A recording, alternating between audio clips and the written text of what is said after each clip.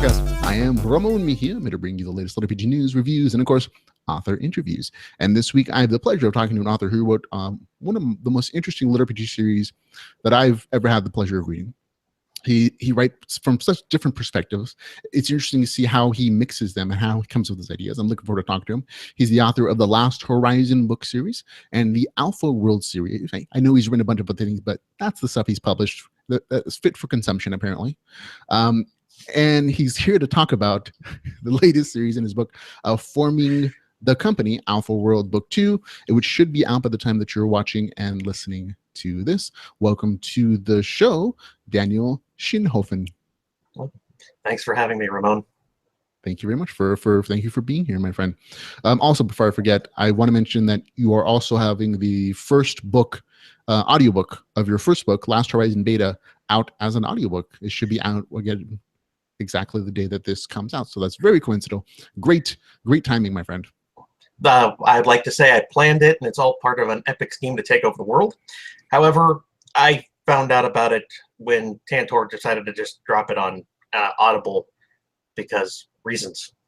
Reasons are always good things to have. Yeah. Okay. So thanks a lot for being here. Now, before we begin, for the folks who do not know who you are, the things that you're doing, can you tell them a little about yourself, Daniel? Let's see, a little about myself. Well, I was born in a small town back in, oh wait, you mean actual interesting stuff. Okay, no, I write books because there weren't stories that I wanted to see written. It's not really a good one, is it? Yeah, no. I worked for many years in the food service industry and was bored out of my head most of the time. So on breaks, I read a lot of things. A lot of things. In fact, Library of Congress kind of a lot of things. And when I found LitRPG through my friend, the first few books I read, none of them had the group story. They were all solo protagonists going off and having these great adventures. And that made me think, why isn't anybody doing what you should be doing, which is going out with friends? And that's what started me off. That was Last Horizon Beta. And so my background is food, work, sleep. Yes, we're good there. See, hey, there you go. The pillars of life, food, work, sleep. I'm not sure if taxes go at the back end though. Like they're the thing that knocks those pillars down. No, that's the dagger that gets stuck in the back of everybody. Well, there you go. As long as we're clear on that. So thank you for that for a bit of background about yourself. This is your fourth book that you've written. Do you have any like professional ambitions for a writer? Is this just something you're doing to pass the time, or what is it? This is probably the one thing that I've always wanted to do in life. Since my mother read me The Hobbit when I was like 6. And I thought, wow, that's awesome. I love that imagery. And I want to do that. And then I wrote many things that if they ever see the light of day, I'll kill the person who put them out. And then I didn't really seriously start writing until LitRPG came along. And it took the two things that I absolutely love, writing and games, and put them together. So now what I'd love to do is do what you did and jump off the bridge and go, I'm a full-time writer. But at the same time, God, that's a scary freaking plunge. So yes, I want to be a full-time writer. Will it happen? But I'll still write, so people should be happy.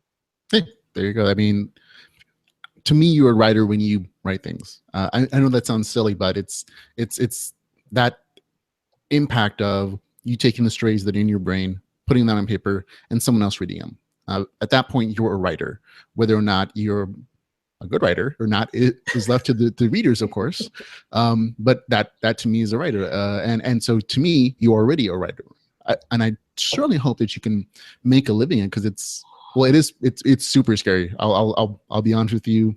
Months of worrying and planning and convincing my wife, and I finally decided, you know what, I'm going to regret this a lot more if I didn't do it than if I did do it, even if I fail spectacularly. And I happen to have the living situation where I can take that risk and not really lose everything, but not ever be that way. And so I get it. And so even though you do what you're doing, I mean, I think you're writing at a pretty good pace, and your writing is enjoyable to me. Well, I appreciate the positive reinforcement, because that's one of the few things that keeps a writer going, I like to think. Yeah, I'm not in that position where I could risk without great loss, which Yeah. is why I'm waiting to see if I can sustain a little bit longer. And, a couple more years, if I can keep it up, then I will. And then maybe I'll do what you did and go, woo! No, I hear you. It's a definitely a plunge, and I'm not sure if I packed my safety parachute along the way, but it's going to be a journey, I hope. Question: did the backpack say Acme on it? I no, it was EMAC. Oh, yeah. Well, you might be fine. Okay, now let's talk actually about the stuff that you've written. You have 4 books: Alpha, Last Horizons Beta, Last Horizons Live, Alpha World Gamer for Life, and Forming the Company. Now, these are 2 very, very different stories, I should say. Mm-hmm. One is on the Last Horizon series. It is kind of the end of a gamer's life, and the Alpha World series is the beginning of a gamer's life. So how would you describe, if you had to give an elevator pitch, I should say, for Last Horizon Beta first, how would you give that? Group of friends looking for one last adventure. Really, Beta came from being the idea of, in 30 years, if they finally give us what the story is about, which is full immersion VR, people your age and my age, wouldn't we want that? Wouldn't we be like, yeah, sign me up, I want that? And that was the original point to it. That's what got me writing, was, hey, a group of friends, people, and it's actually based on a group of friends, the Bananas, the guild that I played WoW with, going out for one last hurrah.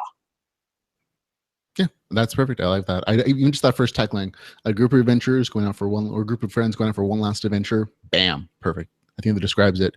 I mean, there's a lot more flavor and subtext to your story, of course. But that's good.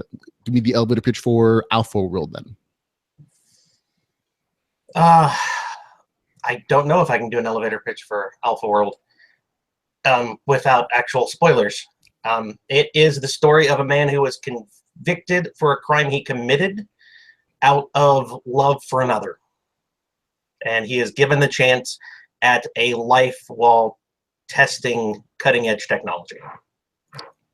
That's I like that. I'd probably add that it is in a VR MMO. I don't know that's too big of a spoiler for book 1. I think it's on the cover in the synopsis somewhere. But that's pretty good too. I like that. Okay. Where is your stuff published? If people want to just go out and buy them right now? Amazon. And Amazon. There you go. Really, they own the market share of everything. They do, and there are some very interesting opinions from authors about that. We might talk about it later. But yeah, I have all the links in the show notes for audiobooks and your audiobook, which I'm looking forward to listening to. Have you listened to it yet? No, because they didn't give me a copy until it goes live. That is super curious. I don't know that I could have. I think it would have driven me crazy if I knew that somebody was recording my novel and I had no input or no resources to listen to it and to give like notes or anything, which is why it was the trade-off involved. I only vaguely kind of considered trying to put out audiobooks for Last Horizon Beta and Live. So when Tantor came along and said, hey, we'll pay you and you just let us take care of it, I went, free money? Sure. Okay. Yeah. So I'm happy it's coming out, but I'm probably as curious, if not more curious, as to what the quality is going to be like. So. Yeah. Have they given you like any free audiobooks to give out? No, they have given me my one copy to listen to, which I'll get tomorrow. That is curious. I know from a production standpoint, when I produced, when I basically got integrated through ECX to do my audiobook for Adventures in Terror Book 1, it really pretty simple process. I mean, it's a little time consuming in that you're talking to someone else and listening to things and giving critique on like different voices. Like the actual setup process was fairly painless. And at the end of it, I got like 20 codes for audiobooks to give out. And like and they're literally just credits that I've only given like a handful out, but ACX gave me like, hey, we know we want to promote this, so here's 20 codes for credits and just give them out. And I'm like, oh, okay. I get to finish them all, but what stopped me the most from doing my own audiobook was upfront cost. And that for me at the time before, because I mean, I slowly started considering trying to do it my own right before I put Alpha World 1 out. And even then, it was like, it's a decent chunk of money to go out spending that I'm not sure I'm going to get back. Yeah. So I was waffling on it when somebody said, "Hey, I'll give you free money." So Okay, it free works money out for you. wins. Free money always sounds very nice, especially when it's upfront and you have little to no risk as far as like the success of it or the failure is not your business. It's not your responsibility. You don't have to do promotion. You don't have to find somebody to do it and negotiate prices or like listen to tracks and like know, oh, there's a mistake here or there's a click here that you need to remove. And that's cool. And that works for a lot of people. Alternatively, for the ACX, and we're getting into technical stuff already, but for the audiobook ACX stuff, it's like you don't necessarily have to put up money. Like it could be a revenue sharing where like the narrator gets a certain percentage of the royalties and you as an author gets the other half. I think it's like 40% that you split between the two of you. So I know some people do it that way. So I know I can't remember his name now. Jeff Hayes does that with some audiobook narrators for the community. So there are always alternatives for people who don't want to invest the cash necessarily, but still want to do it. They are going to make less money long term that way, though. The narrator will make more money long term that way, assuming a successful sales, of course. But if you just want all the royalties, you pay up front. It's a risk. Yeah, Jeff Hayes, the voice of LitRPG. He likes to be that. I think he's trying really hard to be the voice of LitRPG. He and is. Go for it, man. I'm like, go for it, dude. He is. No, he does a lot of good stuff. He has a lot of good voices. Okay, let's move on to your characters, which are actually a really big part of your stories, as I'm sure they were meant to be. We'll talk a little bit about David, but we're mostly going to focus on your new series, of course, which is Alpha World. Since it's coming on, people are most curious about that. Your other series is finished for now. Yeah. I believe. Yeah. So we'll talk about David. David is the main character of Last Horizon. What makes him special? He's an old gamer. I mean, really, that's about the only thing special that I've seen out of that book, than most other lit RPGs, is he's an old gamer. So experience, and I almost think that he's not. In my mind, David was never just the main character. I always felt like it was the entire group that was the main character for me. Like their interactions, their backstory. Yeah, it was them as the main character, even if it was told from David's perspective, I guess, or the events around David. I was like everybody in that group was always a major component to the story because they all had different gamer lifestyle perspectives. It was almost memoirs of a gamer in a lot of ways. Because you're telling all these different backstories of all these different groups of these individual stories of like their gaming lives and how they came together and why they're coming together to kind of honor their friend and give him one last adventure. And I always loved that was so different. And I think that's part of what draws people to that particular storyline is that it is different. It's not about the young teen who's having girl troubles or the guy who's transported to a portal world. They're just regular people who have been going through those end of life issues. And, they choose, instead of living their life in pain in the real world, you can have an extended time period in a virtual world with your friends and do exciting things and feel like you're making an impact. Yeah, I have a problem with writing the late teen, early 20 character because most of them are less than intelligent is the nicest way I can say it. They don't have that life experience to draw on that tells them this is a stupid idea. Don't do it. Yes. On the other side, flip side of the coin, those stupid things become great things that you can redeem later. True. I just have a hard time remembering what it was like being young. Yes. Me, I've never grown up. I'm slightly smarter, I'd hope, at this age than I was in my teens, but I don't think I'm a lot more mature. Honestly, I mean, I still watch video games. I watch anime, play video games, read a bunch of stories, essentially for extra income and for fun. I write silly stories for a living. So I don't know that I've grown up very much. It's growing older, but never ever growing up. Yes, we are all Peter Pans. Well, yeah, except I'm actually growing older. Oh, well then. We're the Peter Pan in Hook, not the Peter Pan in the animated version. I will take that. There you go. Okay, now that's Last Horizon. On to Alpha World. Alpha World, the main character is Seamus, and how do you say his gamer name? Albert. Albert. Okay, so we have Seamus, who's in the game. His game handle, his name is Albert. Tell me about him. What makes him a special main character? He's a man who committed murder and freely admitted that he did. It's really not a whole lot special about him, except he's given the chance to basically see how long a person can survive in full immersion.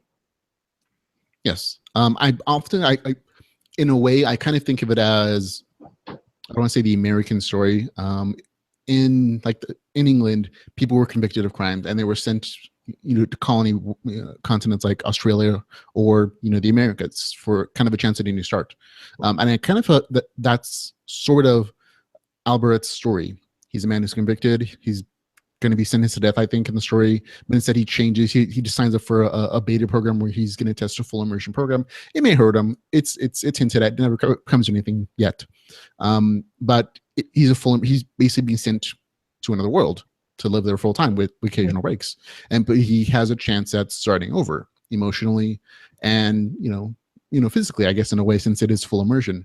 And I think that to me is what makes it interesting, because if you had a new chance at life, if you could just start with a completely clean slate, even if you're powerless, what would you do with it? And he makes some very interesting choices. Yeah, I actually didn't put the connection for all of book one almost together for it almost being the Australia bit, or even, hey, let's send the condemned criminal to Mars and make them build something for us. But it's the government got behind it in book one for one very important reason. The cost of incarcerating a person for life is actually kind of high.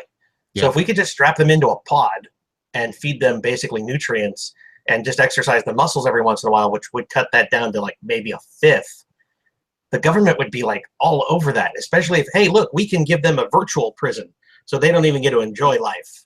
Yep. And that's sort of the government not want to be in the world? That's sort of the premise of Way the Shaman in book one, at least. And that's what they do there. And he goes, he goes way further into like, you're the beta tester. He would be like, oh, this has been done for like 20 years and this is the way it is. But I like your beginning story because he feels unique and he feels like even though he's a murderer, you still feel empathy for him because of why he murdered and the fact that he's like a righteous murderer. And that he did it. He's like, I did it. I gave myself up. I didn't contest it. I, pled guilty. I'm fully aware of my crime and I'm willing to take the consequences. It's just what had to be done. Yep. Although there are hints in book two about maybe things not being exactly the way he thinks they are, which I thought was kind of cool. I see you smiling and you're like, oh, you caught that. Like, yeah. Well, I figure any intelligent person will catch that. Oh, so thanks. I'm not surprised you do. However, yeah, that storyline, that's Seamus or Albert's main storyline for the character, and that advances more in book three and will advance throughout the series until it has the conclusion it's supposed to, which should happen before I get to the end of the series, because the end of the series is the beginning of the series. Oh, okay. Where he first goes into the game.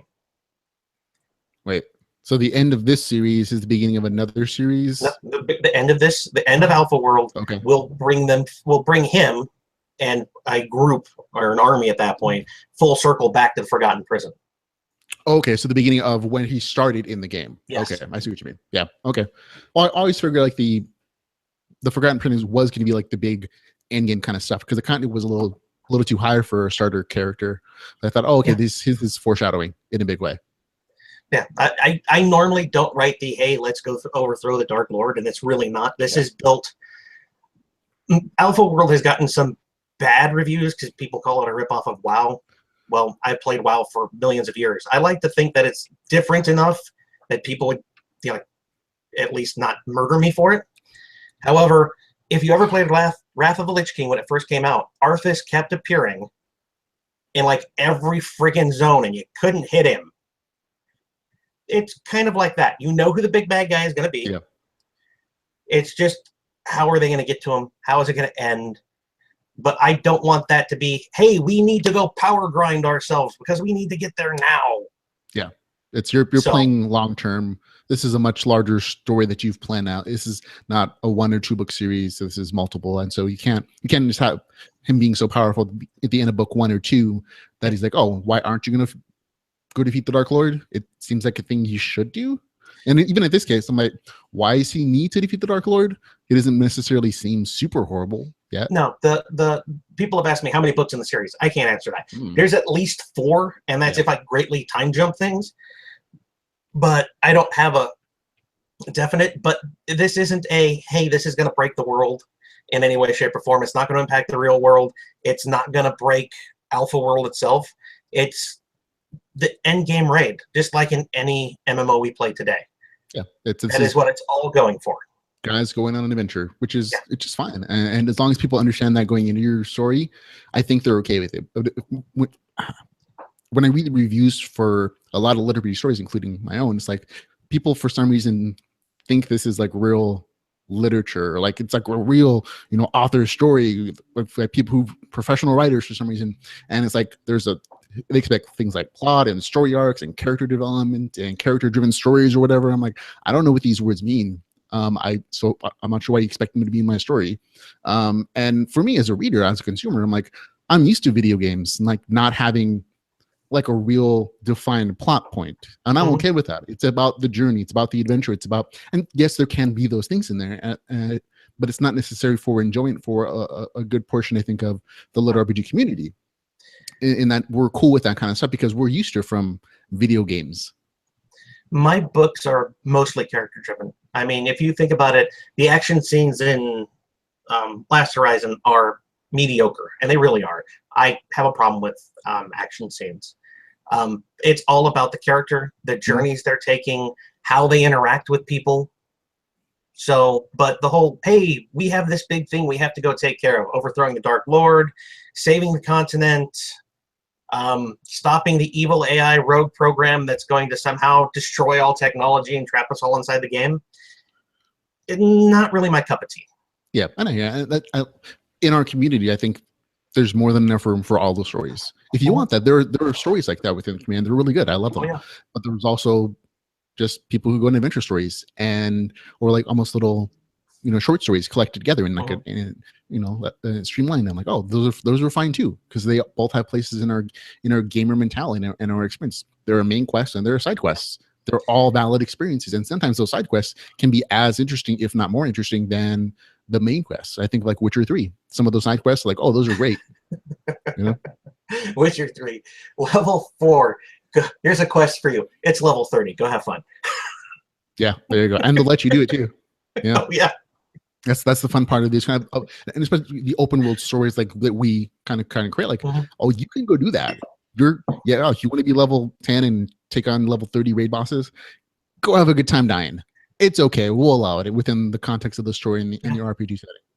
Yeah. They're just consequences, and that's cool. And in other stories, it's not like they'll make sure that character just happens to have that magical sword before he goes, fights the Dark Lord. Otherwise, it doesn't make sense within like those contexts. Yeah, the magic MacGuffin that saves the day.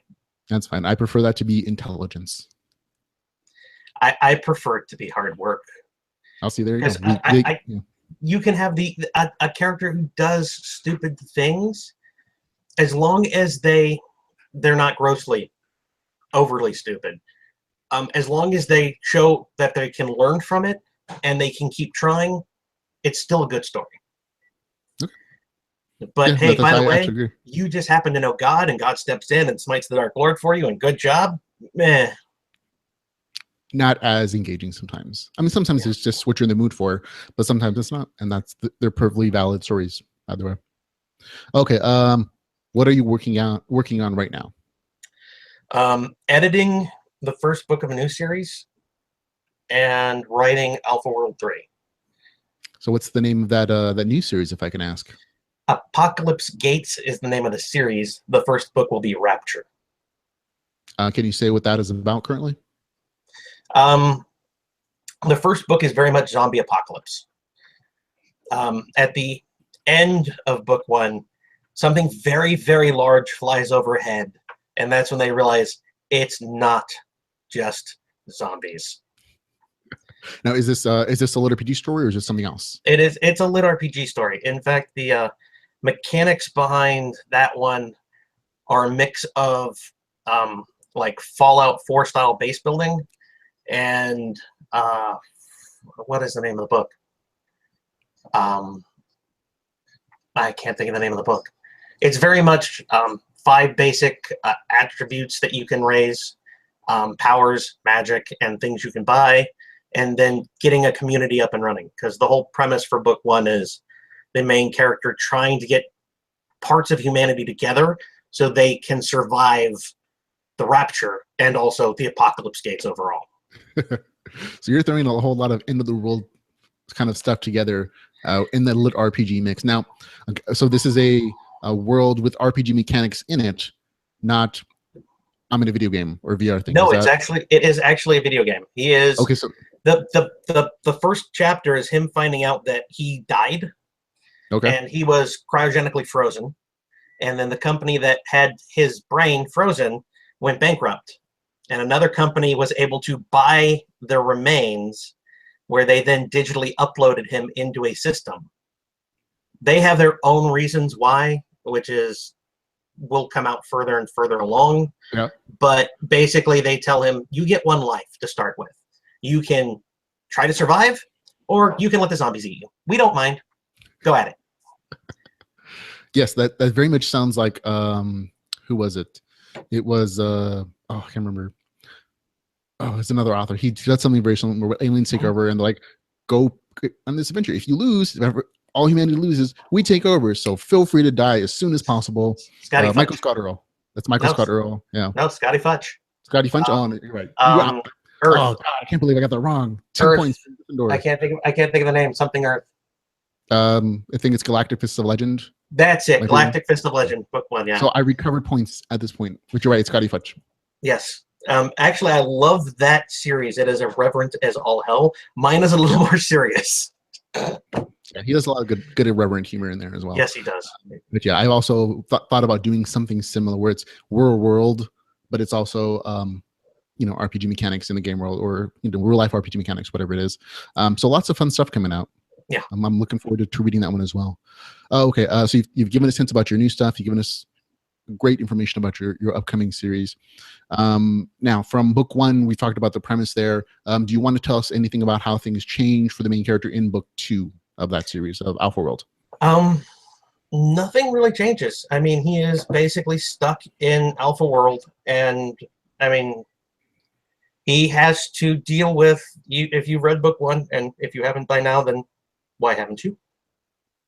But the end of book 1 deals with the reveal that somebody he knows is different. And it's dealing with that is the first couple chapters. How do you deal with the fact that somebody you have feelings for has either lied to you or led you on or hasn't been completely forthcoming? Book 2 revolves more around forming the company, and that comes down. Book 3 is known as Alpha Company, which is the guild that ends up being made in book 2. Right. So there's not, if you're looking for a curveball, don't. I am going to throw it slow and easy over the plate, and if you can't hit it, it's not my fault. Yes, no, it is not. I put that in my review actually. Of if you're expecting a lot of huge events to happen in this story, don't have managed expectations that this is a group of people having adventures. There's some expansion of social interest within the community on this online world. In this world, the main character has to deal with some emotional issues of, who's this person that I've fallen in love with. But don't expect more, and you'll have a really good time if you like that kind of story. And I think that's what a lot of what we were talking about is managing expectations. If you put on your synopsis, this is epic, this is mind-blowing, the world's gonna end unless our hero saves the world, and then it's something different, yeah, they get mad. But if you're upfront about it, I'm like, did you not read the synopsis on the front by the pretty picture? My biggest complaints for my books have been that they are boring, they're slow. I want them slow. If I wanted fast-paced books, I'd go find fast-paced books. I like a story that takes time. As long as there is growth for the character or the group, something that makes me still care about them, Mhm. then I'd read them. So that's of course what I write. Yeah, and I think that also has to do a lot with our background as gamers, because I've spent hundreds of hours on The Witcher or on some other RPG game, and I've literally spent hours hunting and stalking in like Last Horizon's Zero Dawn, like traveling across the plains and like trying to find this one monster, like repeatedly dying. So I'm used to the grind and the time that goes into that grind sometimes. And so to see it in like a novel, I'm like, oh, this feels very familiar and comforting. It's like coming home to my MMO world, MMO home. Yeah, I've played more RPGs and put more hours into RPGs and JRPGs than is probably healthy for a human being. Yeah. But it's what I enjoy doing. And then when you couple that with the fact that I've played and run countless pen and paper tabletop RPG games, that's just the way my stories come out. Yeah, and all that defines. I thought all that really informs how we write, and how we tell our stories. Why there is such a love within this community for the genre, it's because we all have very similar backgrounds of being passionate about these games, these RPG games, or tabletop stories, or whatever background comes to. We all have this common interest of this love of these mechanics and the story that goes along with it, and we're accepting of it not being perfect and it not being, particularly literary sometimes or super fancy, and it's okay. These are still enjoyable things to have. Now, speaking of LitRPG, which is what the podcast is supposed to be about, of course. how did you find LitRPG, and we'll answer first. What define LitRPG? What is LitRPG to you? LitRPG is, well, God, that's an argument that's been raging everywhere for a while now. LitRPG for me is books that revolve around game-like mechanics. It doesn't have to be levels, as long as there's some kind of progression. It could be skills. You can do away with skills entirely and just make it levels that go up. As long as there's something that shows the main character progressing in some noticeable way, whether they control what they get or it's just this is what you get at this level, it's fine as long as there is some clearly defined path that's actually adhered to and isn't thrown away for the expediency of the story. Then I consider it LitRPG. Hey, there you go. And I agree with everything that you've said. I think I know like a long time ago. I feel like I've been doing this for decades sometimes. And it's like I think a couple years ago when the LitRPG group on Facebook first started, that like the people that were like, what is this genre? What do we love about it? How do we define it to people who don't know anything about this kind of stuff? And they came up with like 2 simple rules that were later modified, caused some controversy and some breakups with people. But they came up with these modified rules, and they're really simple. They're just boundaries of like, one, it's set in a RPG world or a game with RPG mechanics that are clearly described. They're not hidden. So not like those stories about video games where you don't actually know what's happening or that it's actually a video game. And 2, the characters they progress in power by obviously stated means, which means again, not hidden stuff. Doesn't matter what kind of progression it is, skills, stats, ranks, whatever. As long as there is that power curve, which is very much in line with the RPG worlds we're familiar with. That's it. Those 2 things. And yet for some reason, when I'm reviewing stories, and authors get really mad when I say, your story is not LitRPG, they get really pissed off. And they're like, it is too. You're a jerk. You're being an elitist and trying to tell people what you think about this genre. And I'm like, I didn't make these rules up. The community did. And it always strikes me as something because they're so simple. And yet for some reason, and this more happens with like people who aren't familiar with the genre and they're trying to either find their way in or convert their story in some way into the genre. They just, for some reason, they get really mad about these guidelines or these small little things that say, oh, this is LitRPG and it's different from video games fiction or virtual reality fiction or just fiction in general because of these particular things. And that's it. Well, yeah, I got a couple of dings for Last Horizon Beta because it's apparently some people like the term LitRPG light. Yeah. Because the game mechanics are not in your face. You don't get to see every single skill that gets to pick that they can pick. Their progression if like I started as a strength-based character, I don't throw stats out there because that story was supposed to be about the group of friends going on the adventure, not how powerful they can become. Right. It's very much a social story. Yeah, it's the lit RPG elements are still there. They still gain levels. They still gain abilities. But it's not, hey, here's 4 pages of the latest stat upgrades. Yeah. And that's fine. It doesn't have to be. It just that's why those guidelines are in that. As long as there's some progression of power, like in any RPG game or any kind of tabletop game, that kind of defines it. That's let's say for that second portion of it, and the first portion is just you're in an RPG world, whether it's the real world or a video game world. We don't really care as long as you know those mechanics are there and they're not hidden away. You know, we know what's happening. That's it. Any kind of story you want to tell, doesn't matter. Zombies, apocalypse, fantasy, sci-fi, cyberpunk, you know, whatever. You just make it entertaining, and the readers will tell you if it's good or not. But those are it, and you definitely hit those with both of your books. And to me, it just it's just always surprising how mad some authors get. And I'm like, I'm not telling you what to write. I'm just telling you that it's not this thing necessarily. And maybe you're close, maybe you weren't, but it is what it is. And but I think just those guidelines and just our genre has so much opportunity for storytelling that there can be a great variety. There can be light LitRPG or crunchy LitRPG or whatever you want to call it. I just call them good stories or not, personally. And it just, there's so many opportunities because we have so much great of a background to pull from, so many video games, so many tabletop stories, that to me, the variety is almost infinite. And I love seeing new stuff when it comes out, but it's still LitRPG, but it's also fresh and cool and neat. And I think your stories do that in a lot of ways because you're playing from different social perspectives, which not everybody does. A lot of people focus on just the mechanics or just the adventure, but especially in your first series, Last Horizon, it's about people. It's about older people who are retired, and some people are just ready to die, and they're choosing to spend that time doing the thing that they love, which I would hope I would do in life. Which is play video games and hang out with their friends in a virtual world where they can feel powerful again, especially considering in real life they're not necessarily anymore. And in this one, it is that a man has a new chance at life, and that's the core of the story. And the mechanics around it are really cool and they're interesting. And you know, the social stuff is nice and all the stuff is there for progression, but at its core, it's still something very interesting and social, and that's okay. You know, I always consider the game mechanics for these two series. The game mechanics are very much a backdrop to the characters. They're there because they're important. In Last Horizon, they were important because it was the first game. That's why you can tell. I mean, the mechanics of the game aren't polished because it's the first time virtual reality, full immersion happened for that quote unquote version of Earth.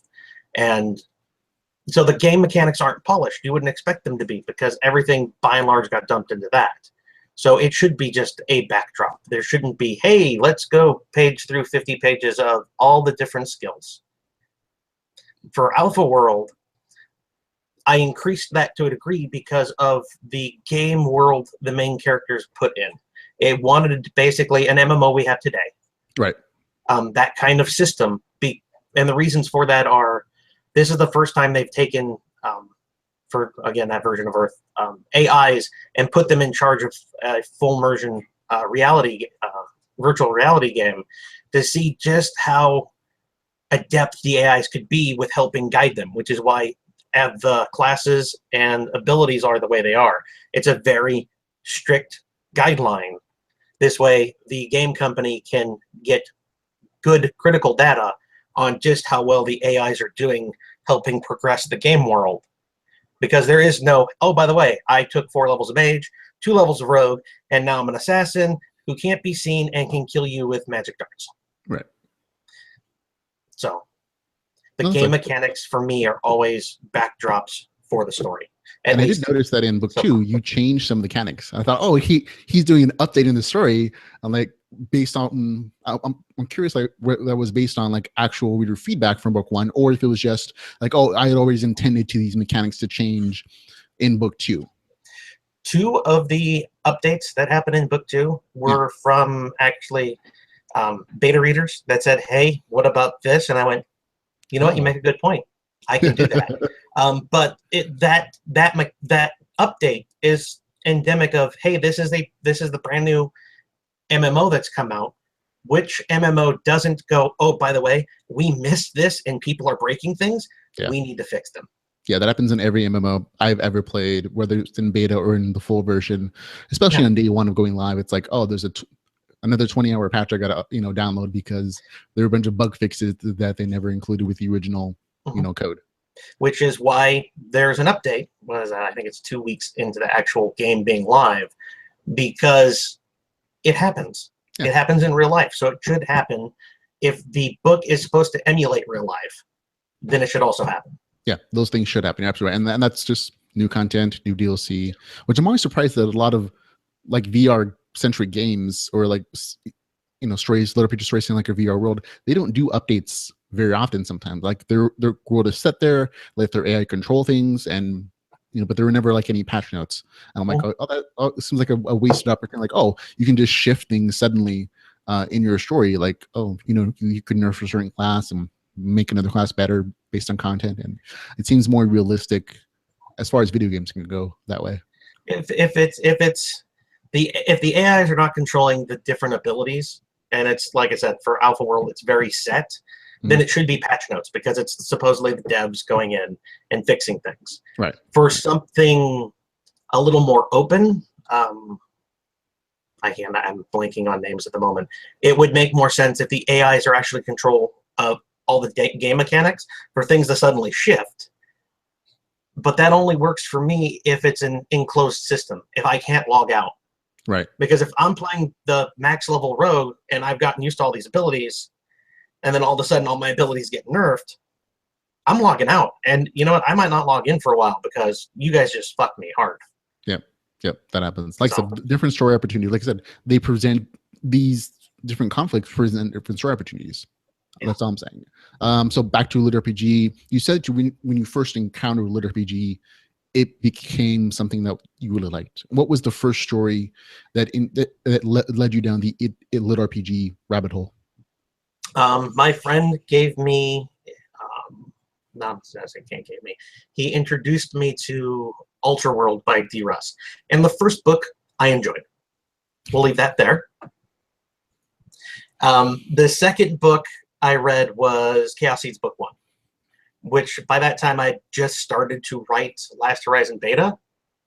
And by the time I started reading Chaos Seeds Book 1 is when I realized I haven't, it's just basically two main characters who aren't with friends. And I went, this sounds really good. And then I started looking around. I didn't have time to read so much at that point, but I looked at other stories out on the market and realized there wasn't a group-based lit RPG that I had found, so which really solidified yes, this is the story I want to tell.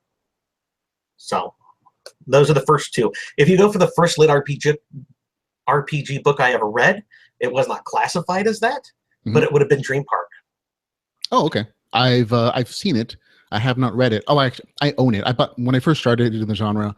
I ended up buying like a ton of books from like the 80s and the 90s and the 70s. They're like, is this lit RPG? I can't tell, and I can't look at it digitally. So I ended up buying like used copies, and I found them really hard to get into because they were just written differently. Like the storytelling way they told story, there's like a huge lead up, and there's a lot of setup, and I'm like, this is not, get me to the game world. That's always my complaint for like those kind of earlier stories is that they don't get you there. And it's a product of the time in that the VR game stuff was not important. It was there was much different focus upon those stories than they are in current lit RPG. But I heard you saying some of them are very interesting now.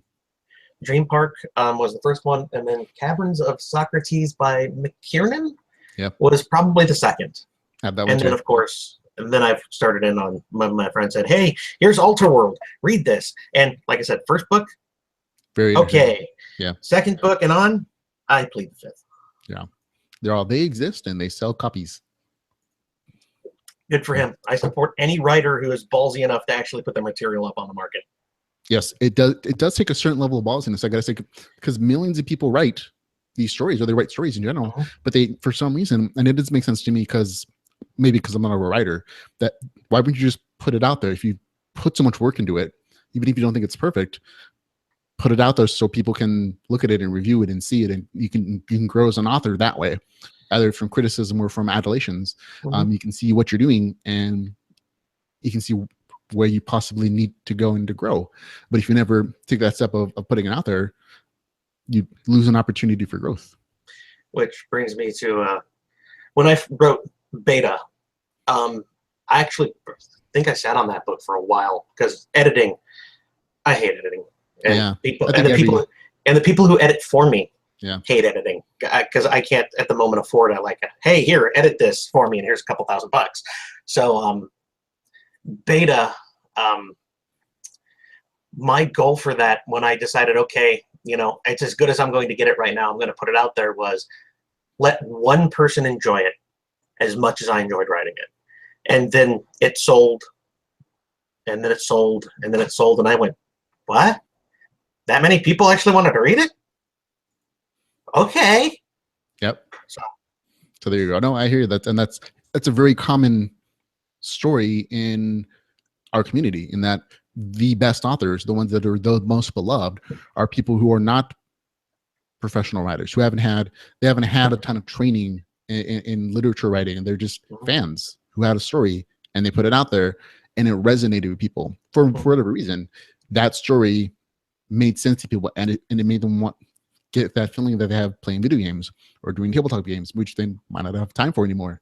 And that's the story that I love, and that's the core of the community that I think presents the greatest opportunities. That everyday people, janitors, IT guys, you know, people who just are regular dudes who just happen to love a thing, they put their story and they find success. And some people are just going to turn it for a time, and then they just enjoy the extra income, but it's still basically something that they're amateurs at, but they have success at it anyways because of the great community that we have of enthusiasts, of people who just love RPGs and video games and VR tech and a bunch of other tech stuff, just enjoy the stories too. Yeah, the fans, which I consider myself a huge fan of LitRPG because it combines the two things I love, which are video games and books.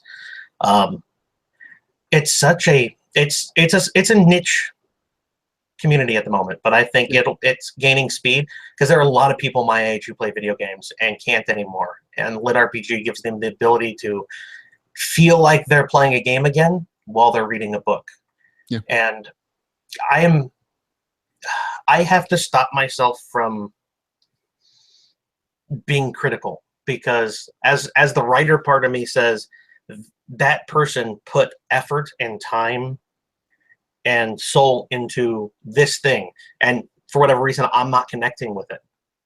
So instead of going out and bashing those people, which I wish more people would take this to heart, just leave them alone. It's something they loved. Don't bash them for it. If you have a small piece of constructive criticism, like, hey, you did this with this one character, I really didn't like it, but overall the story was good, that's interesting. That is something I can look at.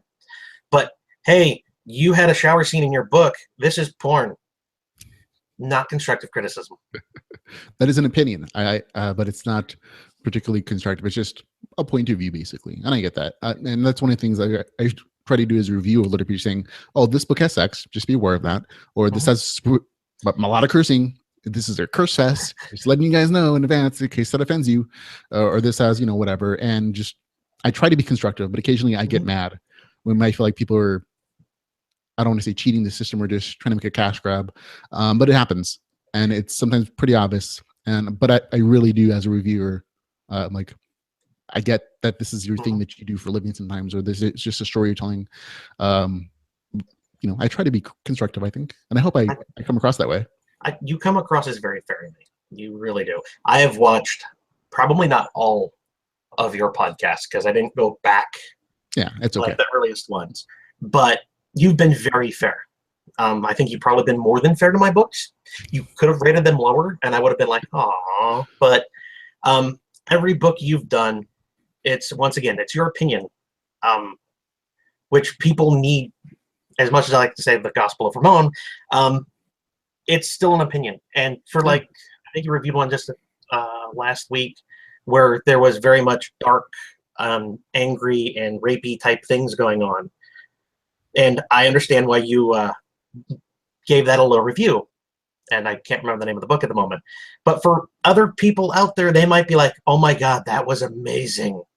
Yeah. And I get that. Which is why your reviews are very fair. Because you say, "This is what it was about. This is what I thought about it." But you at least give people the basically synopsis and bits of it so they can then go out and decide for themselves. Yeah, like for those in particular, I'm like, this is not for me. This is not the kind of story I enjoy reading. Maybe you do, and that's cool. There's some people like a dark story, some people like a really dark protagonist that's super violent and does these alternative things or these choices that they wouldn't do in life. For some people, video games are very much about that. They like playing the dark story path where they murder villages of children or whatever. I've never been that kind of guy, but I understand that for some people it's a release valve for darker thoughts that they may have in life, or just they want to explore a different point of view. And that's what RPGs are about for a lot of people, just being different people. Like I play girls sometimes in these video game RPGs. That's pretty common. It doesn't mean I'm secretly want to be a woman. No, it's because you want to watch them walk across the screen. Yeah, very much so. Also, I usually make those female characters when I play them like a redhead, because like, oh, my wife's a redhead, so I feel like I'm playing a game with her. And so there's also those other just aspects. So I get that not everybody has the same reasons for reading these stories or playing video games a certain way, and I respect that. At the same time, I'm also honest about these things. It's not for me, but you may enjoy it. So I try to be honest and at least balanced in that way. But yeah, they're just my opinions, folks. It is what it is. Yeah. Okay. RPG stuff. So our genre has a lot of RPG mechanics. More the merrier, in my opinion. I love learning about detailed skill trees and number crunching and like, oh, just all these different options, even if not, characters take them. How much research do you do as a writer for your stories, either social constructs or characters driven stuff or RPG mechanics? How much research do you do? Depends on the story. Last Horizon, I had all my research because, like I said, that's based off of people I have gamed with. The main characters are people I've gamed with. The David and oh man, I can't remember my own characters' names. Wow, I'm horrible. When you have like 30 or 40. So when I know all of them, and I made sure I talked to them and said, look, I'm going to make a parody of you. I'm going to take your traits, and I'm probably going to amplify them a little bit. And they all said, go ahead. And I went, okay. Yeah. It was. Can I get that in writing? I have it in writing from many of them, actually. Alpha World, I sat down, and I didn't do it for every class, but I did it for the summoner. I broke out all 100 levels of what increases when, and then I went through and wrote out all the different ability choices that he gains at the 5-level increments. So I have all that plotted. So I know exactly what he gets when. Now, I didn't choose out the abilities ahead of time because my stories always seem to deviate from what I want them to. Right. But I know what all the choices are. So when I get to that point when I'm writing, it's very much going to be, okay, what would this character think he would need now? Based on the circumstances that he's in a lot of times. Yes. Yeah. The thing I love about LitRPG, especially when you can see what the choices are, is every one of those choices means a potentially different story. Especially for your more open world things like Chaos Seeds or your world adventures on Terra. Every choice can so change the entire context of the story. For Apocalypse Gates, I had to do even more. And the reason why? There are cars and guns involved. Two things that, though I like them, I am in no way, shape, or form able to give a speech about. However, I have friends. I have acquaintances that say they're my friends. Those poor people who have been nice enough to give me advice when I said, hey, I need like a 1960s sports car. And they went, this, and it's going to have this engine, and it would have these struts, and it would have this alternator. And I went, whoa, whoa, whoa, whoa. I don't need all that yet. I just need to make a model. Hold on.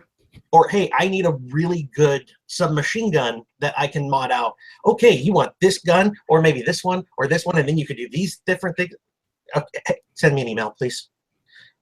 And so for Apocalypse Gates, I put way more thought into the accessories that can go on with it than any other book I've written to date. But if that arc continues, I shudder to think of what my 5th or 6th series might look like for research.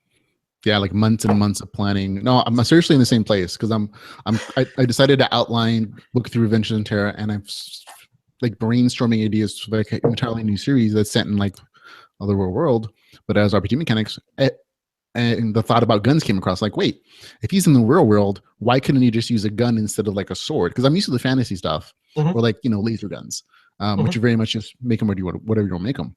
Like if you're introducing things that people are going to be familiar with, you need detail.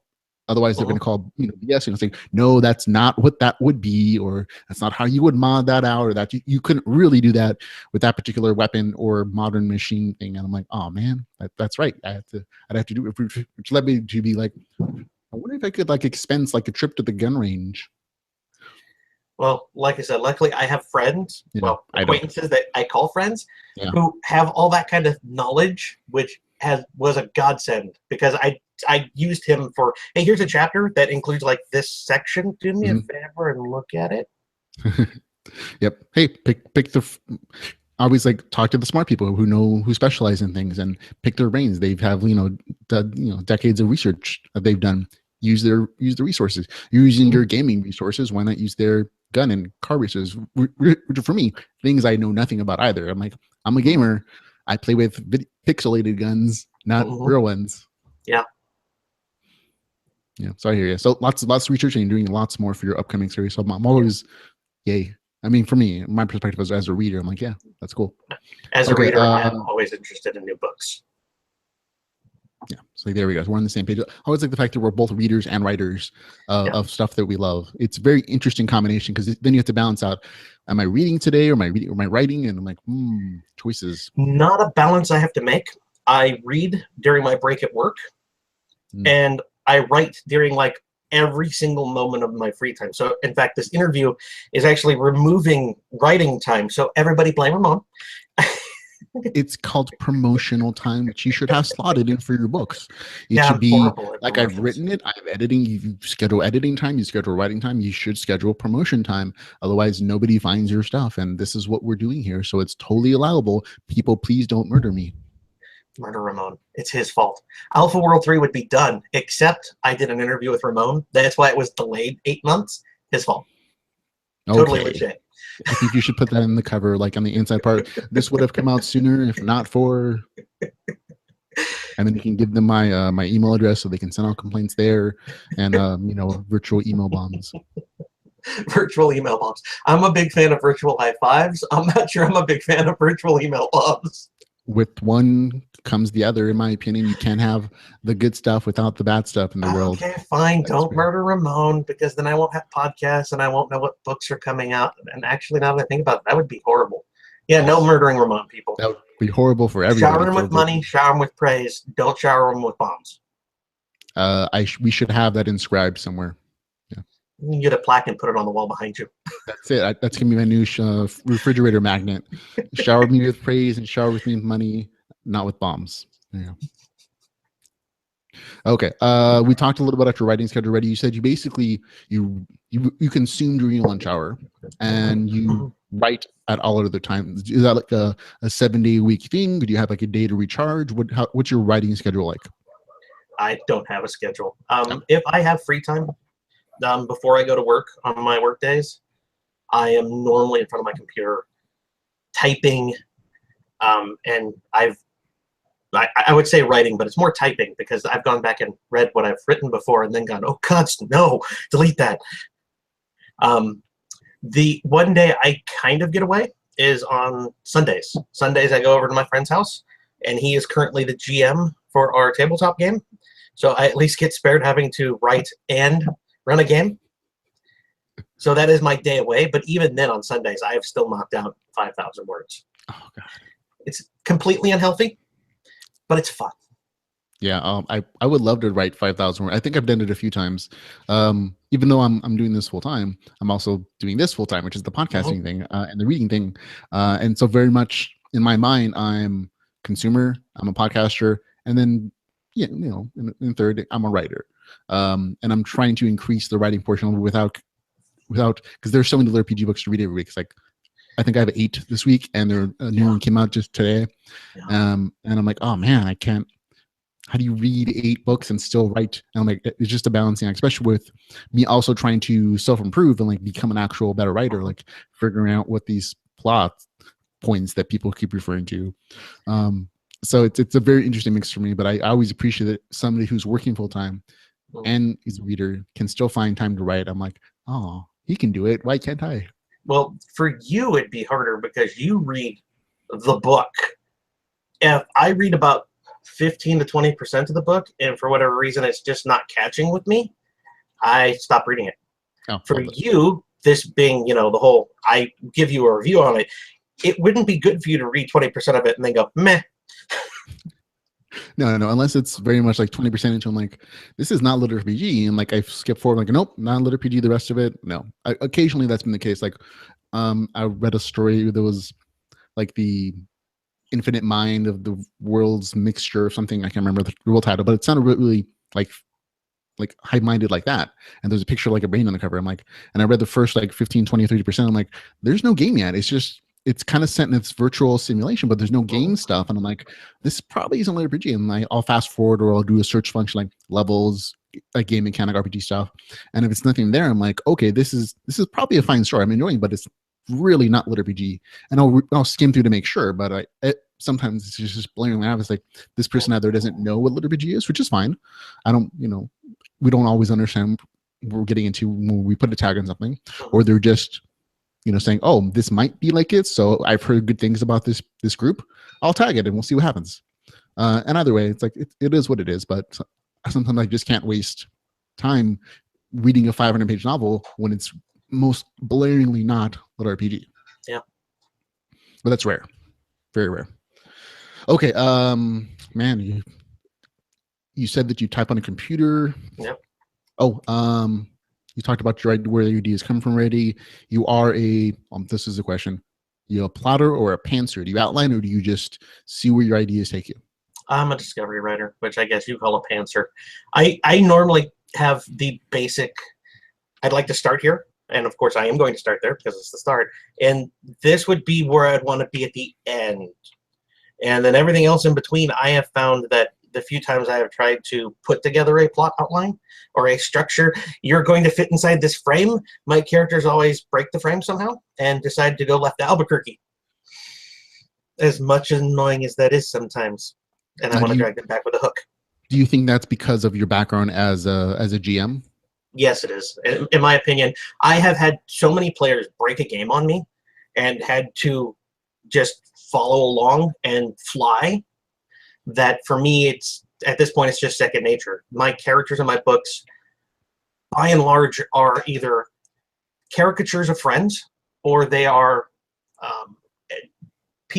they're characters that I've had at a gaming table before, which means I have a rough idea of how they're going to work. I've known them long enough that I know in this situation they're going to do Y.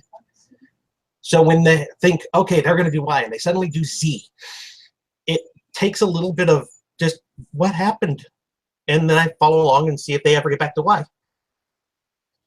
And you hope for the best sometimes, because sometimes you have, as a GM, I've heard stories like you'll have like this 10-page story, like tons of notes. We want your plot to go, and your characters just don't do it, or they murder an important character that's supposed to give them a quest or something, and the entire thing falls apart. I think it was my new read Justin Miller. He was like, I was in this game one time, and another player literally destroyed the entire world. And he blew, and we all got a bunch of levels, and it was great. But the GM was so pissed off, and I'm like, oh, that kind of happens sometimes in those tabletop stories. The last time I had plotted out an actual like 6-month campaign arc for my group, the second time we met, it was broken by the doctor jumping out the window to grab the bad guy so he wouldn't get away. The pacifist doctor jumped out the window to tackle the bad guy so he wouldn't get away, because the bad guy was injured and he had to fix that. So my entire 6-month arc was broken on the second weekend of playing. So I've been there. Yeah. Hey, if you make the roll, man, it happens. I've been there, which is why at this point, when I do GM, I'm used to just my players. This is where I'm starting you.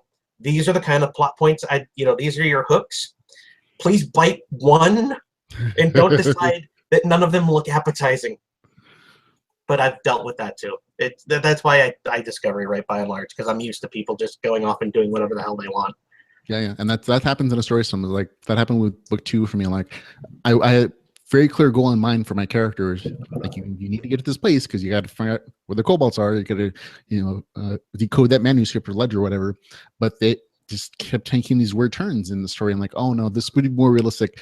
If these were really thieves, they would steal everything from these characters, which changes the entire portion of the beginning story. Like, they can't get help because they don't have the resources they need. And I'm like, oh man, that sucks.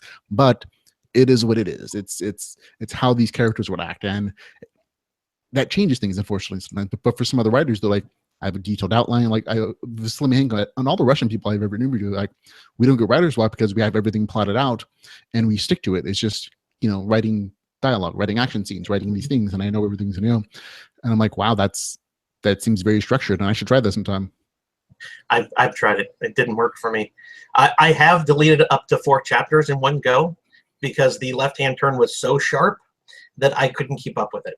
So, yeah, but no, structure, outlines, no, not me. Yeah, I mean, like, I'm trying to get. I've been trying to do research and improve myself, because that's the kind of person I am. Like, if I see a flaw within something that I'm doing, I want to be good at it. You know what I mean? Mm-hmm. And whether it's tech stuff or gaming stuff or writing, podcasting, whatever it is, I want to try to be the best at it that I can. And that includes writing now. So I'm currently doing research and reading novel or books about, like, how to create a good story or a story grid or structures. And some of it's very educational. A lot of it seems like filler in these novels, like they're 500 pages, but like the actual stuff that they're promising is like, oh, that's like 100 pages long basically, and I could have gotten there a lot sooner than but I'm like, okay, I get it. You got to sell a thing anyways. But I find it very interesting as well.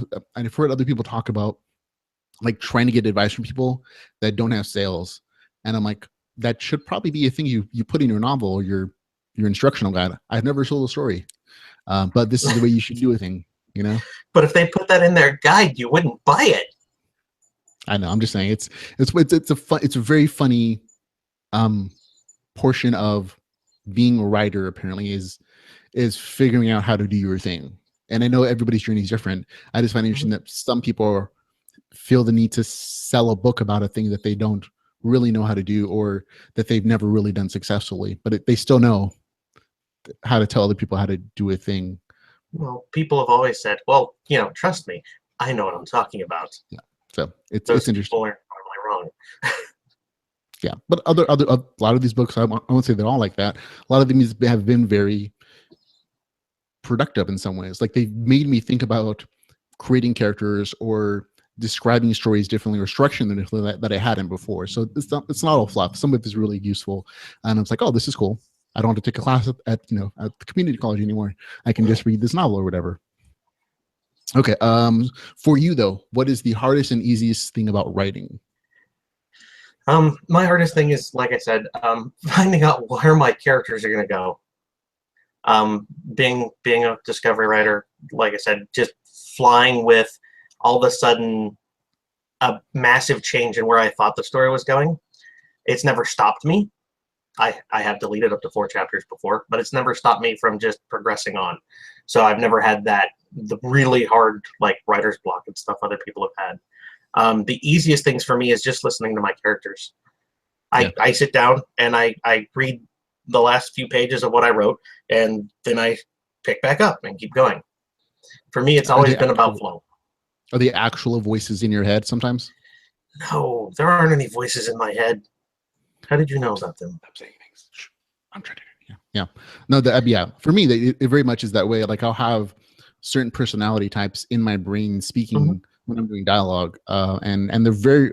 I mean, it sounds multiple personality-ish, but it's like they're real people. They're real characters, especially if they're based on people you actually know, and that you know them well enough that you kind of predict what they're going to say, what they're going to do, just very much like you talked about with your gaming groups, and so they kind of do their own thing sometimes, and it's very interesting to discover as you're writing the things that they say, the things that they do, and I'm like, wow, I hadn't seen that coming like 3 years ago. Yeah, I always, really good books for me are ones that I can get confused of whether or not it was a book or a movie I was watching. And for me, it's always, they're not voices in my head so much as I know the character, I know his background, I know what makes him tick. And when it comes to that situation of, hey, here's a new situation, deal with it, he should deal with it in point A or point B. And it's always, to me, it's a surprise when point B comes up when I was sure it was going to be point A. Yeah. So. Yeah, fun stuff being a discovery writer. Oh, yeah. I call it like seat of your pants stuff because I read it in the book. I read it in one of those author books. Like, are you a pantser or a plotter? I'm like, tell me what those things are first, and I'll let you know. Mm-hmm. Yeah. Okay. You're writing series now. Writing one book is hard enough. Is writing a series different for you? I've only written series so far. To me, for me, I think it would be harder to write a single book to get everything I want to convey for a character and their story into just a single book, because most single books are about 300-page Word document or less, by and large, which is 500 pages for Amazon Kindle format. Trying to condense, to me, a person down to that length would be difficult. The closest I came was Last Horizon Beta. I was already writing live when I put Beta out, but if Beta had just like completely imploded and I'd only sold like 100 copies ever on it, I might have hesitated to put out live, because Beta could have ended at the end of that and I would have been happy with it. Right. Like it had enough of a finality, like, okay, this can kind of be the ending and I'm okay with that. Yeah. But for what I'm writing going forward, like Alpha World, of course, is a series because of the self-discovery for the main character and the fact that it's a game that reaches to level 100 before you get to the end content. That if you tried to condense that down into one book, I think it would be a mess. Yeah, no, fairly certain. Many level jumps, which is kind of a complaint I had with some LitRPG stories, in that I think it's one of those structural things. Like, an author feels like this is my one foray into LitRPG. I don't know if I'm going to like it or not, or if it's going to sell novels. So I'm going to tell my story and condense it. But when you do a jump from like level 1 to 29, and then 29 to 67, and then 67 to 100 without describing what happens in between, I'm like, you're losing a lot of the good stuff that I love so much. Like, I love the journey. I love that journey from 1 to 29. I want to know all that happens. I want to know all the character art decisions or the skill trees that they decided and why they changed, or maybe they had a respec or whatever. And it's just always baffling me how people can edit something. I mean, I think of it in game terms. How you can edit a 100-level experience down into essentially like a 10-level journey, if you want to think of it that way. But it's and editing is just so challenging. Like, I don't know if that I've ever really cut anything out of my stories. Maybe I should have. Maybe they're too lengthy in some places, but I've never been able to, like, writing 500 words or 500 pages. Like, that seems easier than condensing it and streamlining it into a 200 or 300-page novel. So for anybody who can, I'm like, I give you props. You have much better planning or editing skills than I do. The level jumps I'm fine with if it's in context. For like Alpha World, it's kind of a grindy game, which, you know, especially in book 2, you really see them grind at one point and going and hitting the same thing constantly. After a certain point, it should be they went out that day and basically did the same thing again, where they did that same thing for the next week, because you've already described what they're doing. As long as there's no new character interactions, there's no new bomb, somebody didn't die, hey, I gotta leave, my dad died, or whatever, I think you can condense that level jump or that time. You can condense that time down. It's more of a summary. Like, you've explained once what this quest series is or what this area is and all the fights there. And if you're going to go back in, you don't have to tell me again. I saw it. If you're going to go back 7 times, just tell me you went back 7 times. It's the same area. There's no new content. But when you're going to different areas, or you're just making such a huge jump where you must have gotten into different quests, that to me is always like, you're missing on opportunity to tell a good story, in my opinion. Alpha World 3, what I'm writing now, they end up going to different zones that they've skipped. because they were going this very linear. We're going to hit this zone and then hit max for that zone basically, and then go to this zone. And there are different branches they could take instead of just going to this specific zone. So in Alpha World 3, they're going back, which is lower level mobs for them at this point. But I want to at least give a description of these are the different mobs. These are what those different mobs did. This is what it made it harder or easier in each zone.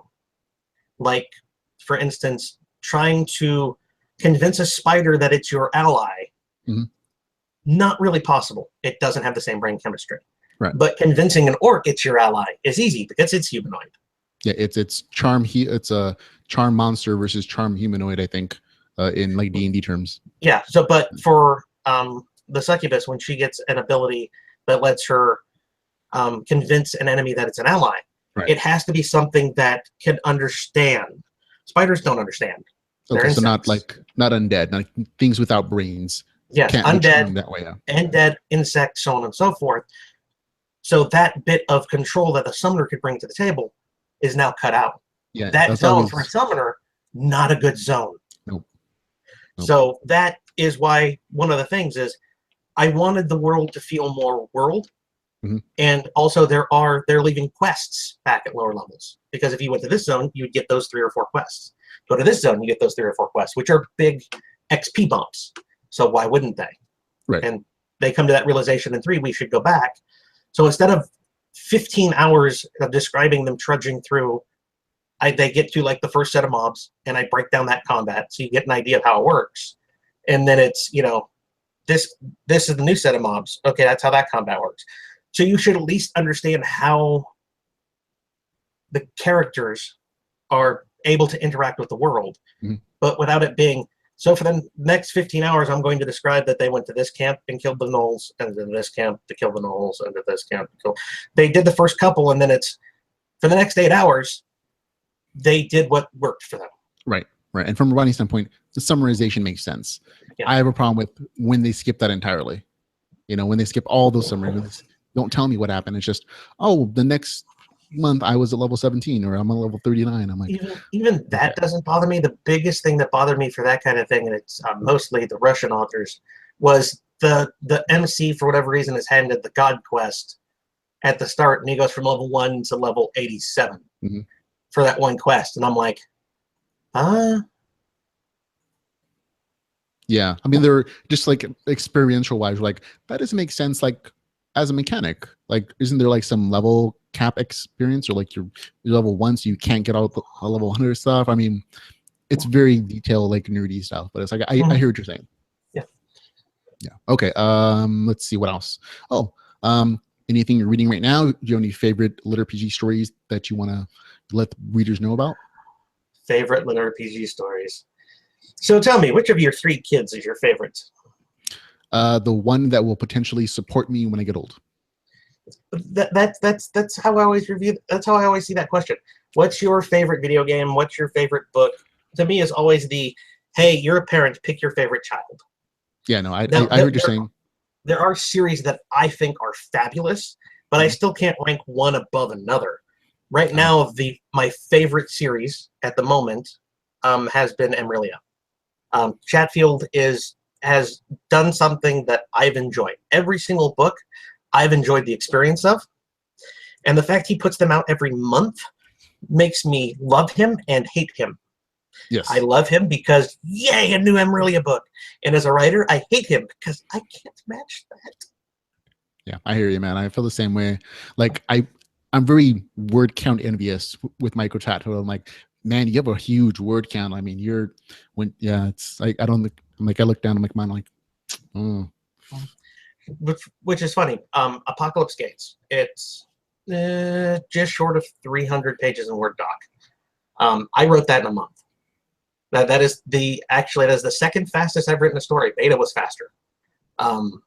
Beta took a hell of a lot longer to edit, but most stories don't flow quite that fast. They flow. I can easily knock out 3,000 words a day, up to 5. I think my max, which is completely unhealthy. I have put out 12,000 words writing in a day. Wow, That is an that's, entire day of writing for me, though. yeah. But I can see how he could write that fast. I don't know how he edits that fast. I mean, he has to use somebody who actually like is a professional, Mhm. because I can't see an amateur being able to edit an entire book in a month and do it as well as he has. Yeah. Out of his 6 books, I've caught maybe a dozen errors. Yeah. So the other series that I have enjoyed Chaos Seeds. However, I really wish Alaron would go back and finish some of the story arcs he started in like book 2. They're sitting there and they annoy me. It's loose threads that I want to tug on or light on fire. The quest he forgot in his log that he started at the beginning. The blood oath because the bugbears, the eaters out of the catacombs, so on and so forth. Really, those are like major things. You think that, the blood oath is gonna like seriously negatively impact him. But if nothing else, the eaters are supposed to be the scourge that can go out and wipe the entire world. And yet it sits there. I'm curious to see if like the eaters are gonna turn into the zombies on the cover of the next book, because they eaters of the living. I don't know. Maybe they morph. I can't tell. But I hear what you're saying. Like, but I always forget that within the context of his stories, it's been like 2 months or something. Mm-hmm. Just like in I think you said in the beginning of your book of Alpha Book 1 or Book 2, it's only been a week for your main character, and that's all of Alpha Book 1 was. It's like one single week of him full immersion. I'm like, oh yeah, that's a lot of stuff that happens in there, and I forget that about the land series. Well, every time I read it, I'm like, oh yeah, that's right. This has only been like a couple months, and he's built a kingdom basically. So time, I just I like Blaze Corbin's Delver series.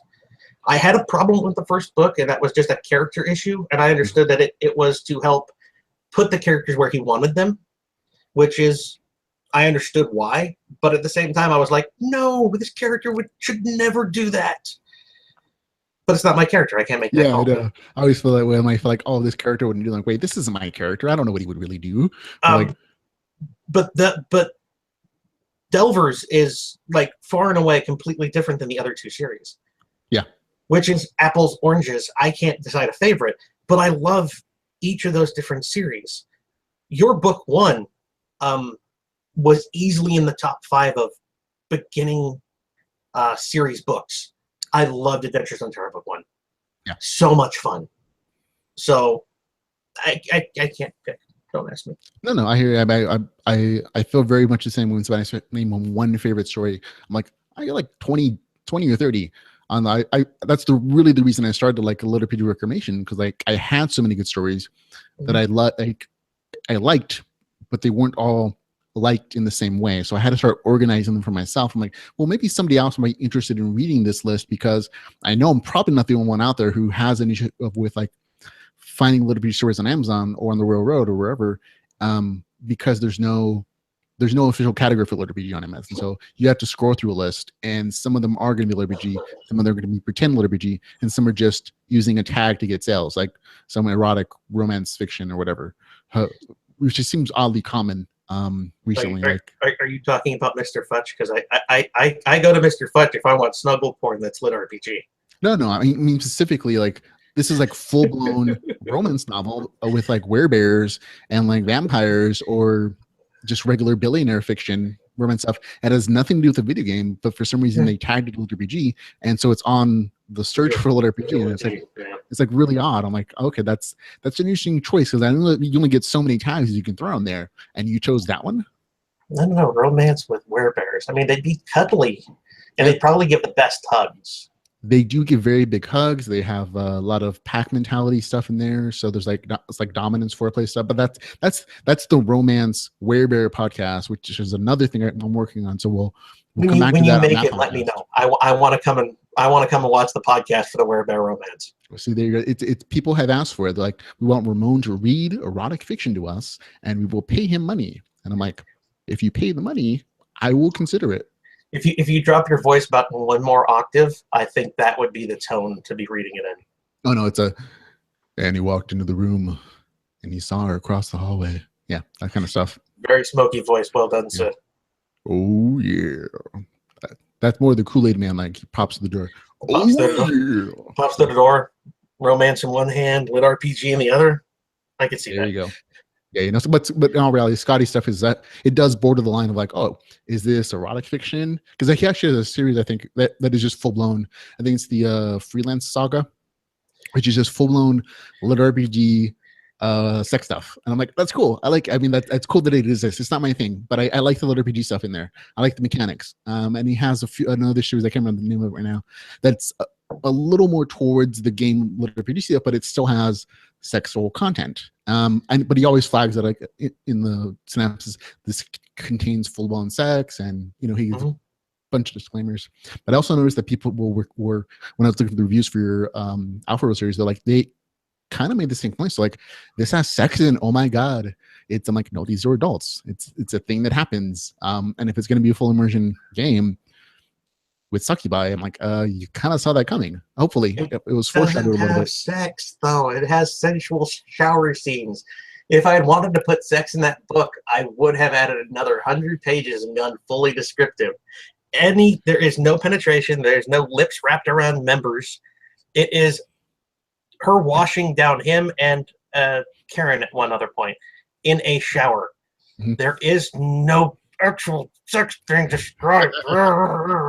There's a lot of fade to black, and there's a lot of, I'll say that there is fade to black, and there is just sexual words used, and that's enough for people. Like you say oral, you say in the context of like actual definitions of sexual members, or even just discussion about sexual activities like bondage or submissive dominant stuff, and that's enough for people to be like, okay, I'm done. Or for me, it's like, okay, we're grown-ups, we talk about these things, these are things that actual grown-ups are going to deal with in life. Why pretend otherwise? But at the same time, I'm like, I get that it's not for everybody, but I also get that grown-ups are the ones reading this. I would hope. My books are normally tagged where I think you have to be 17 plus to actually buy them, because the fact that there's, when you put it up, it says like minimum age is one of the categories you can mark off. So they must be using mom and dad's account, or well, I wouldn't be surprised. Don't kids always? Yeah. But I completely lost it. If you're a 30-year-old man who's never had a relationship, and now all of a sudden you're in a relationship with a succubus, sex demon. Yeah. So if you didn't like book 1 because it had shower scenes, do me and you a favor. Don't read book 2. Yes, no, because there are. I actually think there are less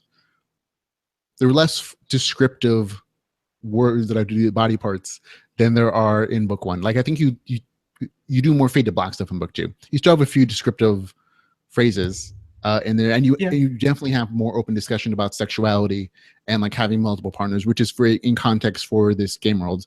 But there are fewer actual fade to black sex references. There's more fade to black sections. Is there? And if you look at book 1 versus book 2, I guarantee you there's more fade to black in book 2. I'll admit I didn't count. There are more areas where things would probably upset people, like, you know, waking up the best way a man ever could. That is glossed over quickly. But yeah, there is no shower scene in book 2. There is not. But that's because it didn't call for it. The shower scenes were specifically put into the book to help get the small hint across that, by the way, this person is more than she is. Yes, it's a huge hint that she has extraordinary massage abilities, which hints like she has extra skills that regular women don't. So, which is fine. That's why that's the only reason I even went into the descriptive shower scene, was because in each of them, the person who is being washed down ends up in a daze. Right, mesmerized. Yeah. So there you go. The people who hated book 1. Yeah, no, and like I said, as long as you're upfront about it, you guys, he's upfront about it. Be aware of it. Yeah, he has a little section at the bottom now. It says, "Grown up stuff here." Yeah, well, if you read the section at the bottom of book 2, my sarcastic nature got the better of me. My warning tag for that is very pointed.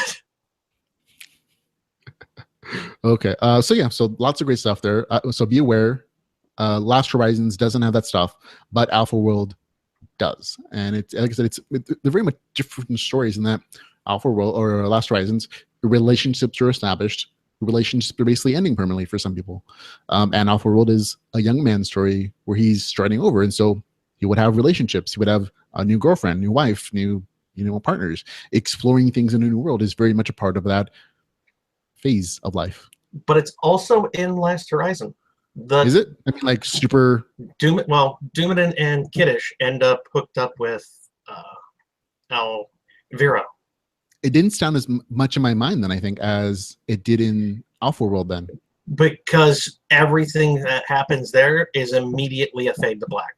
Okay, and that happens a lot with like action stories as well. Like some people complain about all the horrible violence, I believe, over like Starship Troopers, and the author's like, none of that was written. That's all in your mind. I might hint at it, I might imply it, but all those graphic details that you're complaining about are really just in your brain. Mm-hmm.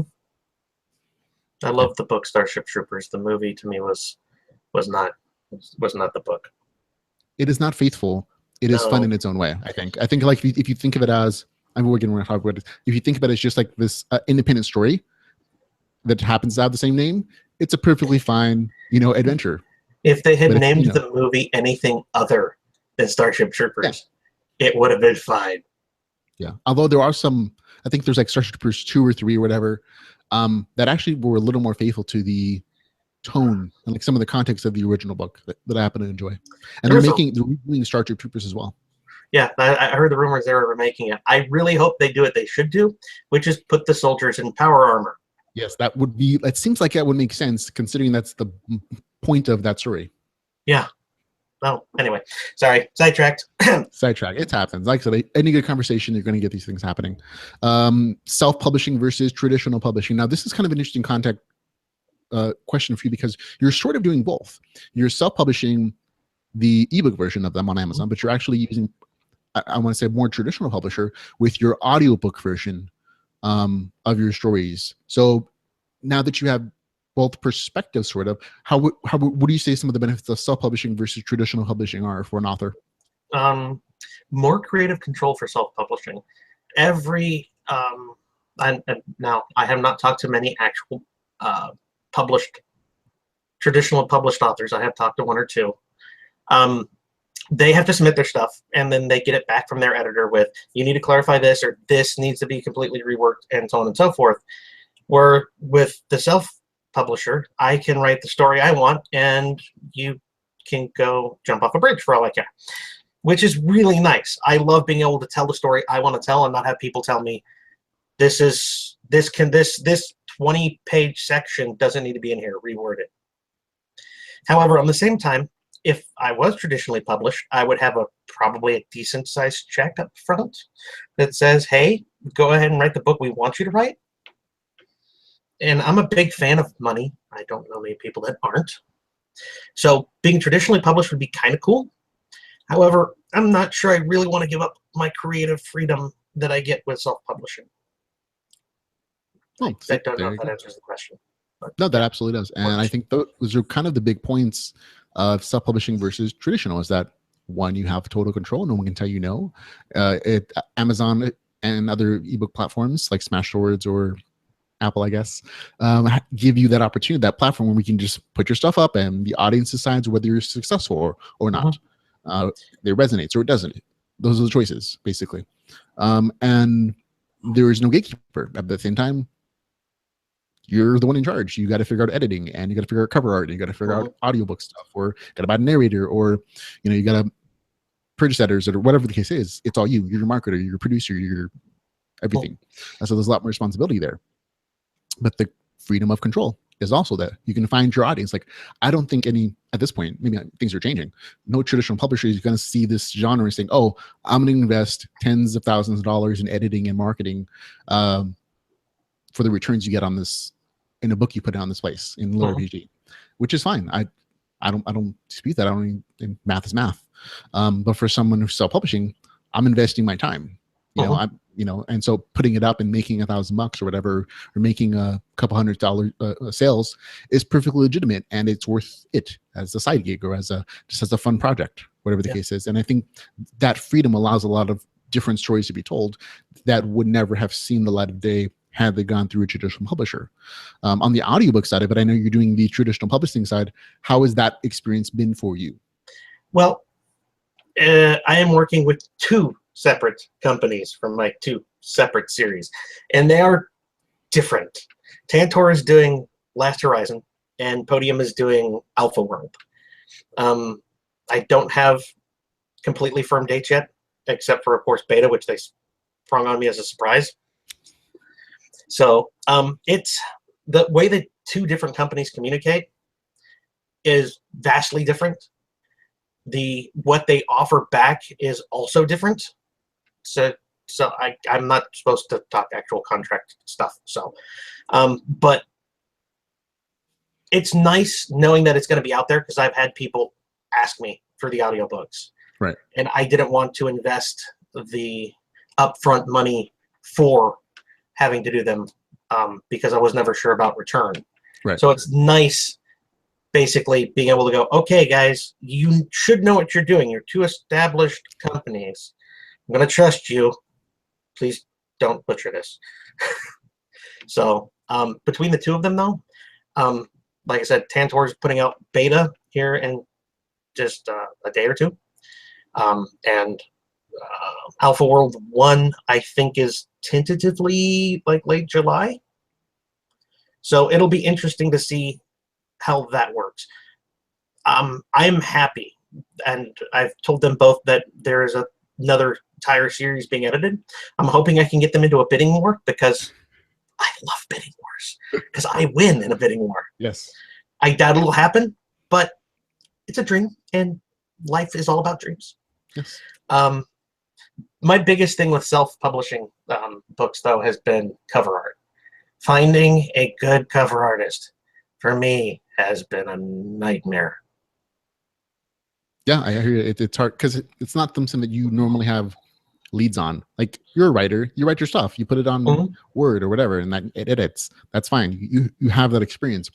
But like real creative stuff, like cover arts and like finding somebody you like and negotiating, it all seems very intimidating up front. Like, it seems very scary. Like, just email somebody and say, I like your stuff. How much would it cost for cover art? Even though it's physically a simple thing, it's just it feels so intimidating for some reason, for me anyways. Like doing the search and like saying, I like that thing, but should I email them? Is it rude? Or how much do I offer up front? And not having any points of comparison, because I get a lot of people, I don't know why this is, it seems counterintuitive, but they hide financial facts from each other. Whether it's in a contract or not, I'm like, it always makes more sense as an indie community. Why wouldn't you say, oh, I paid this much for this art, or I didn't pay this range for audiobook stuff, or for like narrator things, and that way people have a basis for like a comparison, like, oh, I'm getting royally screwed here, or oh, this is a really good deal, and why is that a good deal? You know, that kind of stuff. But I understand how intimidating it can be. For me, I lucked out. I'm like talk to Blaze Corfin. I'm always friends with like a lot of the LitRPG community. I'm like, I like your cover art. Who does your stuff? And he was like, oh, here's your name. Here's her email. Go give her a call, or give her a send her email about what you want to do. And that was it. And it was like, she's like, oh, this is what I charge. I'm like, that doesn't sound bad. I have no point of comparison, but you know, it sounds good to me. And it really was. Later on, I found like, oh, she's probably undervaluing her work a bit for what she's putting out. So I'm like, oh, it worked out well. But for me, I'm like, yeah, I don't know what to do. But I know now that there are tons of resources.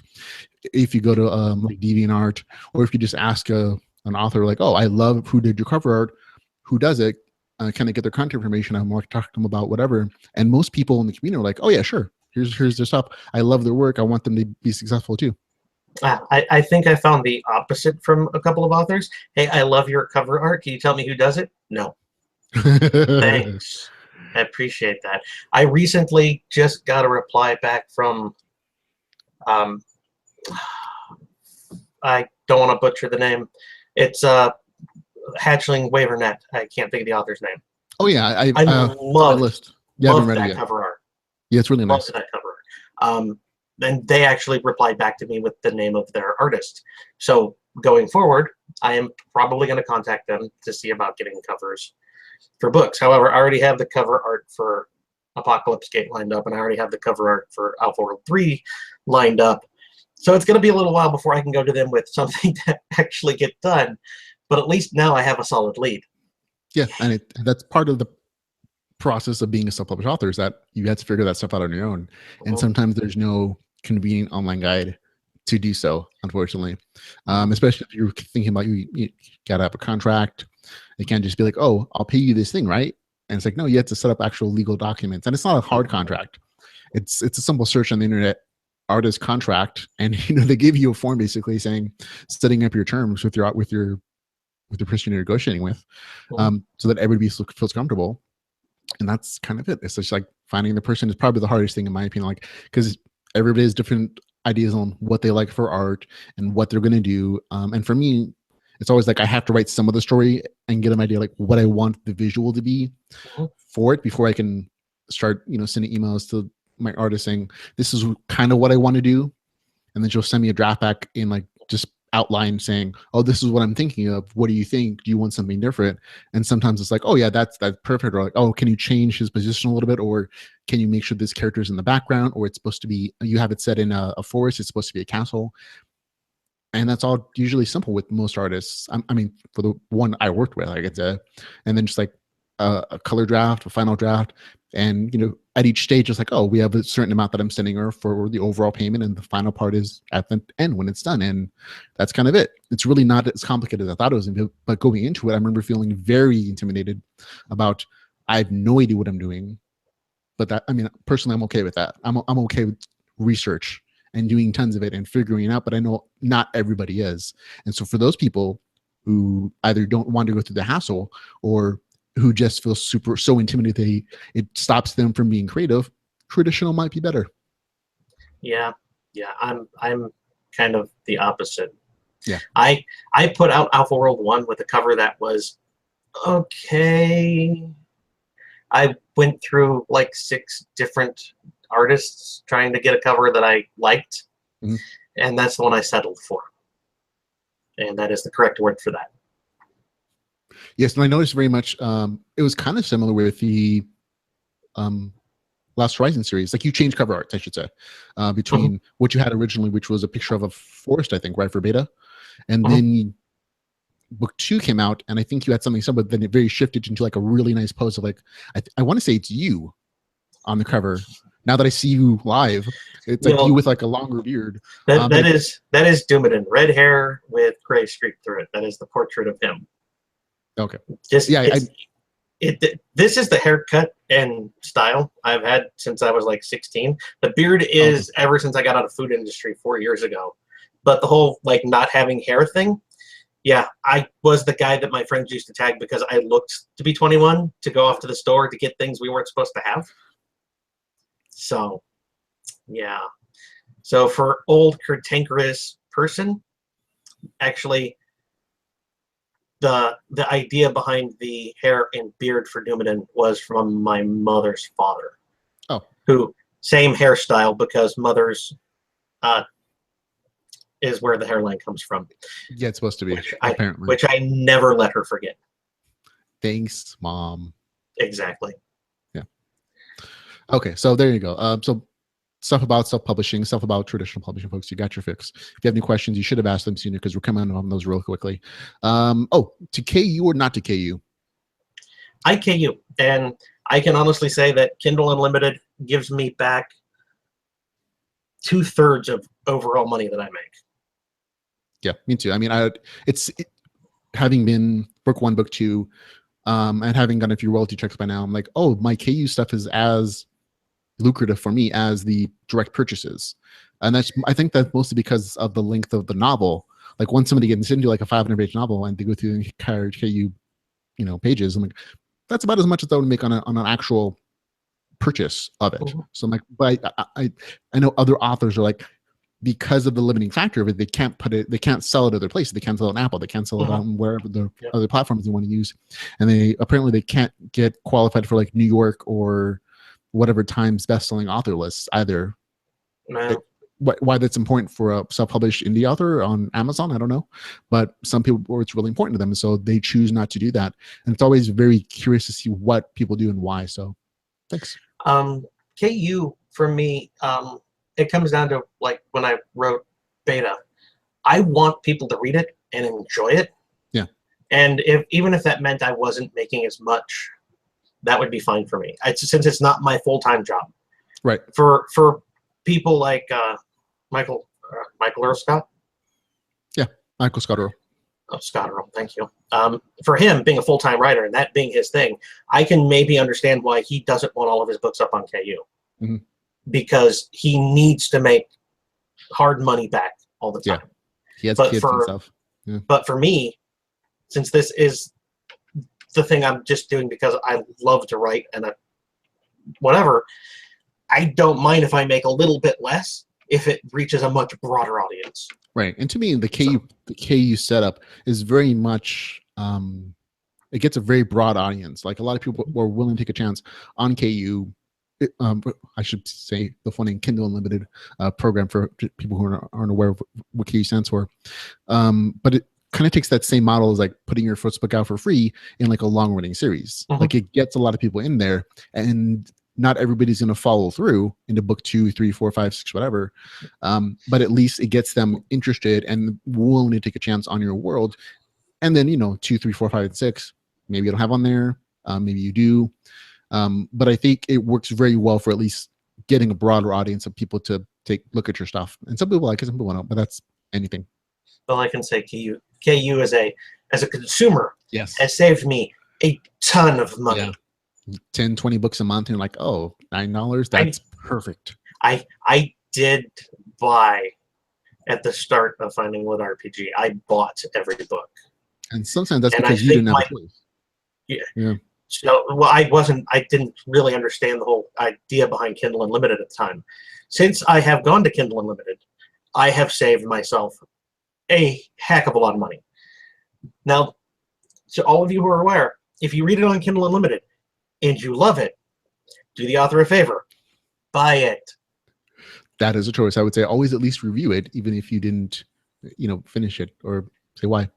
But yeah, buying it's always nice as well if you can afford it. If you can't, personally, I'm like, I get it. It's cool with me. Yeah. I'd give it to you for free if I didn't have to pay bills.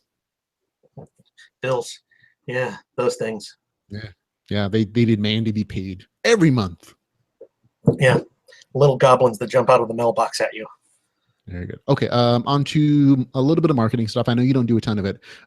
What do you do to get reviews? Because as far as I'm able to glean from like other people's conversations, writers, reviews are really important for like the algorithms and Amazon and whatnot. So how do you get reviews? Do you do any campaigning for reviews? And how do you deal with negative reviews? Yeah, no, I don't. I am horrible at marketing. I am even worse at self-marketing because I can't accurately assess what I think the thing is worth that I put time and effort into. So I have never gone out and been like, please leave me reviews, unless they said they love the book. Then I'm like, please just drop me a review on it. I've had somebody tell me that they were going to leave me a critical review, and then they weren't because it was a critical review, even though they thought the book overall was good. And I told them, go put it up anyway. If it's a critical review that has constructive criticism behind it, I want to read it. Constructive criticism will only ever help me get better. Now, I'm also really bad at dealing with negative reviews, because negative reviews by and large come in the form of, this book was boring, this book contained sex, OMG, or I think you should die in a fire because you're a horrible author. I don't respond well to these things. However, I always hope that there's a positive review coming after that that says, oh my God, this book made me laugh, this book made me cry, this was perfect, it was what I was looking for. And as long as I can get the positive reviews, they will always help me get over the, you're a horrible author, I hope you die in a bus fire.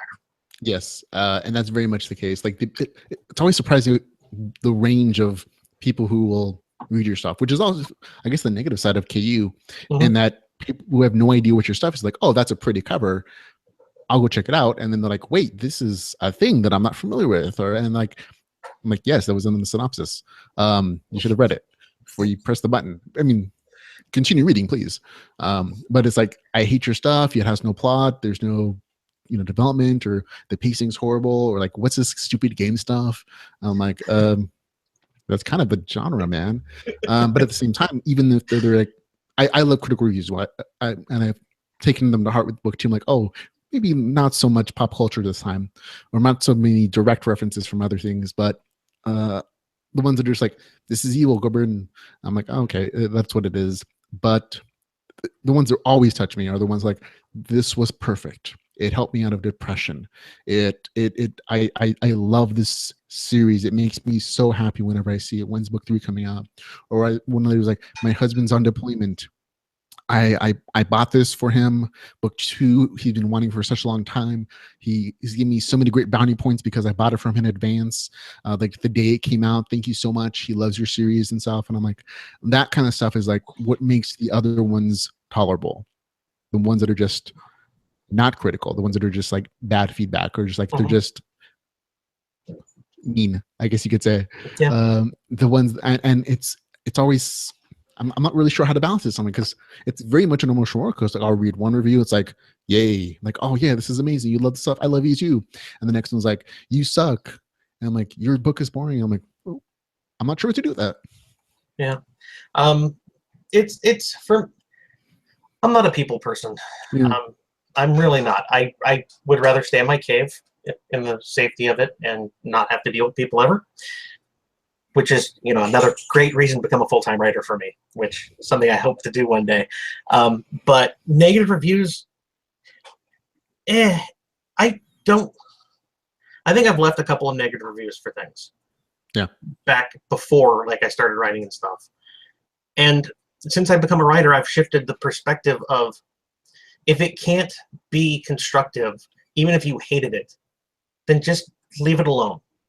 The people who put out positive reviews will normally say the things that they loved about it enough so you get the idea of what the book is. There's no reason to say, this book was boring, please die in a fire.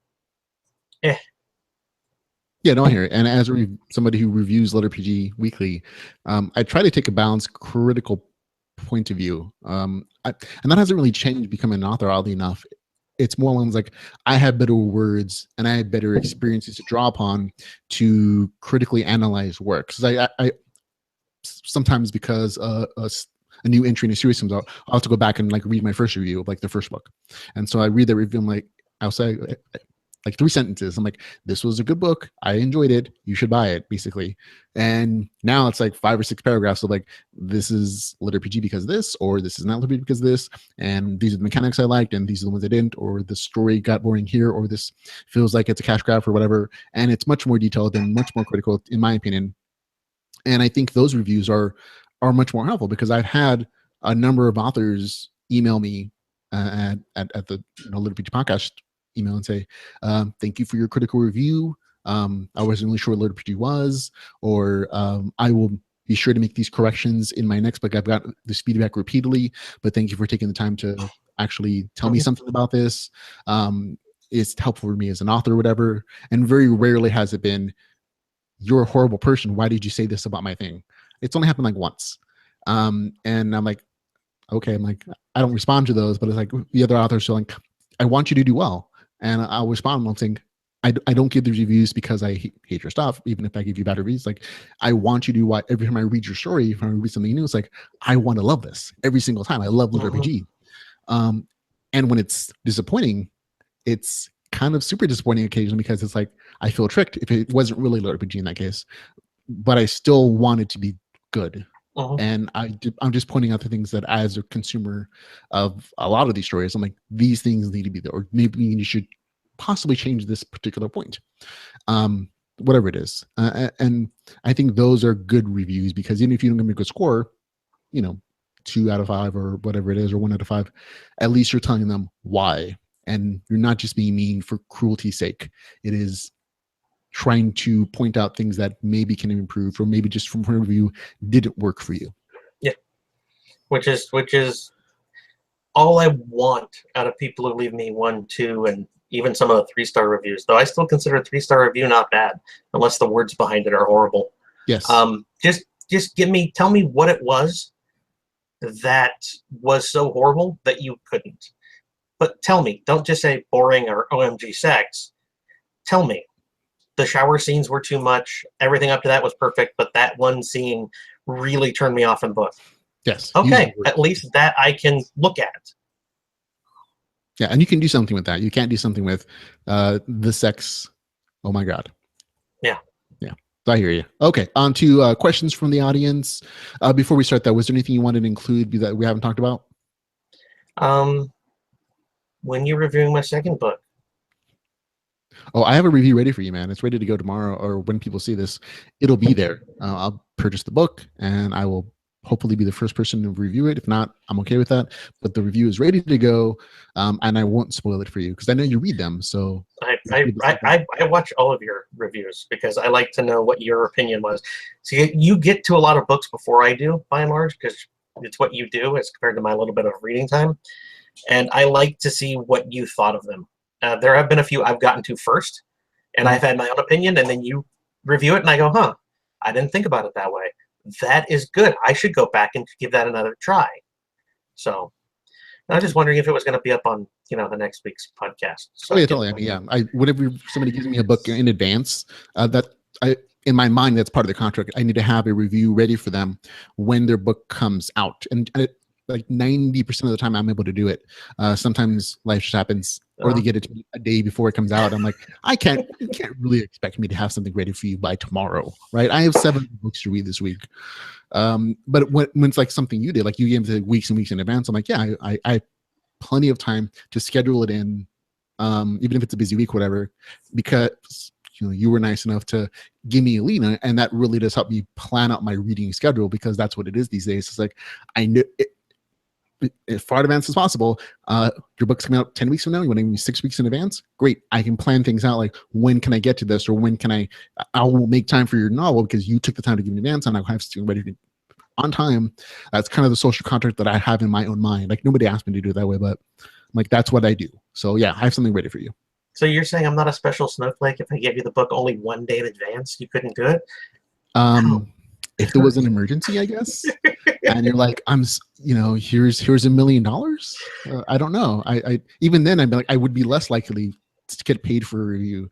But I would try if it was like if that was a super big favor, because I'm that kind of person who likes to. I don't know. If I had $1 million, Ramon, I'm not sure I'd be giving it to you for a review.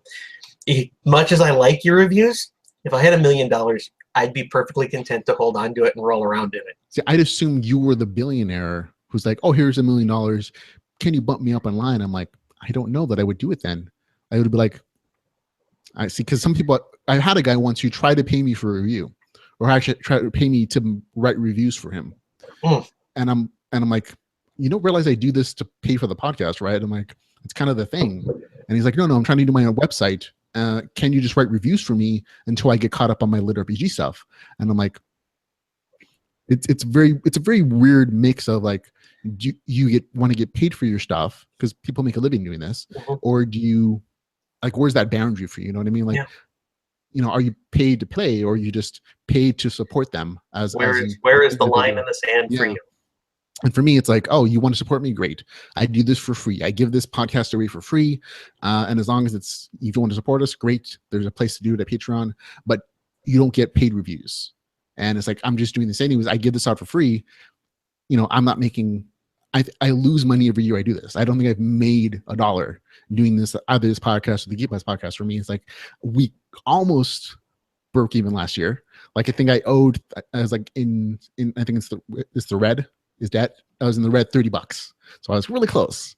And maybe this year, we'll have a little extra money, like we'll be in profit to, like, I don't know, buy something, but like maybe a new camera. I don't know. But it's like, it's not a money making scheme. It's a thing I do because I love it. So I'm like, so yeah. Do what you love. That's the words my grandmother gave to me. Follow your dreams. Follow your dreams. Which I did when I started writing beta. See, there you go. Congratulations. You've made her very happy wherever she is. Heaven, supposedly. Yes. Depending on which religion you listen to. So. Yep, there you go. My grandmother's is not that place. She's screaming at me from somewhere else. But that's a different story. Probably has the pitchfork to go with. Yes. She would be seeing the succubus, I think, and the little demon, I think, from your stories. Bob. I love Bob. I love my grandma. She was really nice. I'm just teasing. Sorry, Grandpa, don't haunt me. Okay, on to questions from the audience. I had a few questions for you that I'll knock out real quick. Okay. You actually hit one of them. Oh, you actually instituted like a 2-week waiting period in your game for like an update on that. Was that intentional for like a plotting reason? Because as an author, I'm always looking for like, this is weird. I don't know why he did it. Maybe there's like a real author reason, or was it just because that's what you thought would need to happen? So for the players, it was 1 day off. Yeah. For the people inside of Alpha World, it was 2 weeks. And the reason for that is Alpha World is its own living thing at this point. It is being governed by the AIs to a degree. So if you were going to do massive changes to the social structure of that world, it would take at least some time for it to happen. So that's why for the players it was 1 week, but for the world it was 2 weeks, was specifically for those changes to take place, for the gods to have their small little spat, which during one of the patch notes you see that a lot of the minor gods have basically been taken out. The Portal Guild being completely redone with the way it was to cut down waiting times. Because for a game perspective, it needs to happen. But from a living world perspective, what does that entail? Okay, so you're taking the perspective that this is a living, breathing world with its own set time scale, and in game terms of that, as if it's a portal world almost, these things would take time to happen on that world. It's just that from the player perspective, it's a day or 2 weeks in real game time. Is that what you're saying almost? Yeah, the Alpha World is a game. Yeah. But for the AIs who control it, it's their world. Right. It's like, so it'll be like a different planet or something. Yeah. So it's really a mix between game and Portal fantasy almost, except it's not a Portal fantasy. It is very much a game. Right. It just should act like a living, breathing place. Right. Okay, perfect. That definitely answers my question on that. I was wondering, like, is this an Arthur trick? I don't know. And you're like, sort of. It's kind of a trick, but it has reasons behind it. And those reasons might come out more in later books. Really? Oh, okay. Curious. Because I know you mentioned the gods. I'm like, I don't think I've actually seen like any gods to my knowledge. I mean, you can think of the Dark Lord. But I'm like, they're actual gods. Because a lot of times in these RPG games, in these little RPGs, like the gods exist, but you don't really see them. They're really AIs or whatever. And their conflicts are never there. The players see consequences of them potentially, but not like the actual fights. So maybe that's something that's coming up later, I guess. Is that what you're hinting at? There's the face. Stormguard is governed by justice, the god of justice, because, creators sometimes aren't creative. Yeah. I went very basic because the game, like I said, was supposed to be, it's a test bed for what the game company wants to do in the future. But in book 3, you might or might not have an interaction with something that considers itself a deity. Okay, there you go. That's a very good hint. Okay, that's all I can ask for. Okay. My other question was there's an NPC called Grimgar. Is that a nod to the anime or light novel? I needed a name, and I actually loved the anime and light novel of Grimgar. Okay. Yeah, I do that a lot too. And it sounds very dwarven to me, Grimgar. So it worked. It just fit in. Yeah, perfect. Yeah, I thought that was. I'm like, that sounds awfully familiar. I'm like, you've read book 2. There is an NPC who gets mentioned in book 2 that you should be able to pick up on very easily, even though the name is changed some. So yes, I do nods, because nods, I think, especially in like MMORPGs, happen. Yeah. So. They reference other works. I was just reading Vasily Mahenko's Dark Paladin series, and he actually mentions the Shaman Mahan as a dragon in there. I'm like, oh, that's kind of neat. That's a nice little, nod to his own work. But I probably do too much according to my reviews. I do too many nods to characters that I love, but it's always out of love for my stories. So like, I really do love those characters, and I try not to be too intellectual property infringing. The nod should come at time and place for me, though. So because it is a actual game that's set for for all intents and purposes, modern day Earth. Mm-hmm. Those nods are there because if I'm a game designer and I need a character of X archetype, and oh, hey, by the way, 10 years ago, there was a movie with that archetype, I can just change the name a little bit and drop him in, and everybody will get the inside Easter egg. Yours, I like the references, but since it very much is a Portal world, yes, some of them I'm like, that's I like it, but at the same time, ow. Sometimes doesn't make quite the sense that you would hope it would. And sometimes for me, it's just what I'm watching on TV. Like literally, there were several occasions in that story where it's like, I'm taking a break, I'm watching a Kung Fu marathon, or I'm watching, Star Trek, or, whatever it is. And I'm like, oh, I love these things. I need a transportation company. And so I'm like, I'm going to use these people, and I'm going to try to twist them, change their names at least. And that's how that fits into my. And sometimes people get annoyed by it. I'm like, I have to enjoy my writing, and my wife at least laughs at most of the references I make, with mostly Harry Potter stuff. But it's like, if I can't enjoy my own writing, if I can't talk about the things that I love and I'm nerdy about, what's the point? Write you know what I mean? you want to write. Yeah. That's the only thing I've ever cared about. Write what you want to write. Now, for you being a full-time author, you do need to kind of balance the fact that you still can't drive everybody away. Yeah. But the people who enjoy it will stay there. They really enjoy it. They're like, they enjoy. yeah, they're like, I love this part of your stories. Please continue. And other people like, it's sort of distracting. So I had to find a balanced middle ground for book 3, and I get that. I don't know. I loved the dungeon scene in book 2. I loved it too, and I like that character, and it's a reveal at the end. But at the same point, I realized, okay, maybe it wasn't original enough. Maybe it was a little too much for some people. I'm like, it is what it is. I really did plan to have a similar character at the end because it was undead themed in that novel, and so that character being there made sense. I'm like, wait, I know another character who's very similar to that.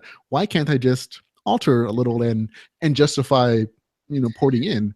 And maybe people like it, maybe they won't, and it is what it is. Like, but it makes sense within context for that one character. For others, I get, like, I just kind of pulled them out because I wanted to have fun. Yeah, the Futurama reference was the one that made me facepalm. Yeah, I'm like, hey, why not? And some people got really annoyed that the main character didn't recognize them. I'm like, he can't really recognize them because that's the joke. And my wife gets it. She's like, oh, okay. But that's all it really is. Like, he's not stupid. He probably should recognize them. But at the same point, that's kind of the double joke on it. It's like, Okay, so there you go. Those, back to you though. Next question from Lars Goran Forsberg. He asked, what is your favorite fishing lure? Fishing, that's the thing where you do things outside, right? I think that's what I'm told. I've seen it on TV. I've never done it myself. I've fished inside before.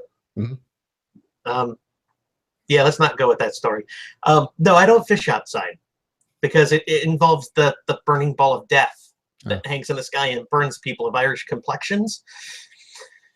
Yeah, I don't like it.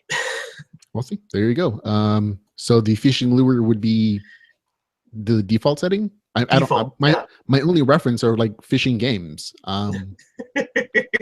Master 3. Yeah, so that's it. That's all I have for you folks. So there you go. He did answer the question though. Let's see. Oh, you've asked yourself a question. Daniel Schinhofen says, Schinhofen. See, I keep adding the O in there. Daniel Schinhofen says, oh, Schinhofen is the alternate you from another dimension, but because you're bearded, he has to be clean shaven. So he's asking you, ask him how he keeps his hair so fabulous. Oh, that's easy. I don't have any hair on the top of my head. My beard is a little more difficult. It's finicky. It likes to eat things. It requires a lot of maintenance and sometimes pulling of hairs to stop it from trying to eat things like cats. When the cat decides it wants to walk across my chest, my beard tries to grab it, and it's a wrestling match. It's not pretty. It reminds me of an Iron Druid storyline where there was a religious sect who actually had beards that moved, and they were actually able to grab things. Yes. Like, yeah. Well, there you go. Now, folks, he's told you a little bit more about himself as well. He's secretly a Kabbalist. I think they were giving out secrets. Okay, that's why it's supposed to be a secret society. The first rule of secret society: don't talk about the secret society. That's right. Yeah. Okay. Next question. Dakota Crown asks, "Where do you get your glorious hats?" My glorious hat, which is on like everything because I use the one default picture for like every media, was actually a gift from my father because the one thing I do outside on occasion is golf. And since I live in the desert, and like yesterday was like 112 or 115, that hat is designed to basically be soaked in water, and then it acts as kind of a swamp cooler for your head, which makes it very useful when you're outside in 115-degree weather because you're crazy enough to play a game that's flog spelled backwards. Yes, and you don't actually have the natural head protection. There's also you need the thing to protect your scalp from burning off. Yes, because I have Irish blood in me, and anything that even remotely looks like the sun burns me. Yes. I'm actually kind of afraid of pictures of the sun because I figure somehow it might still work.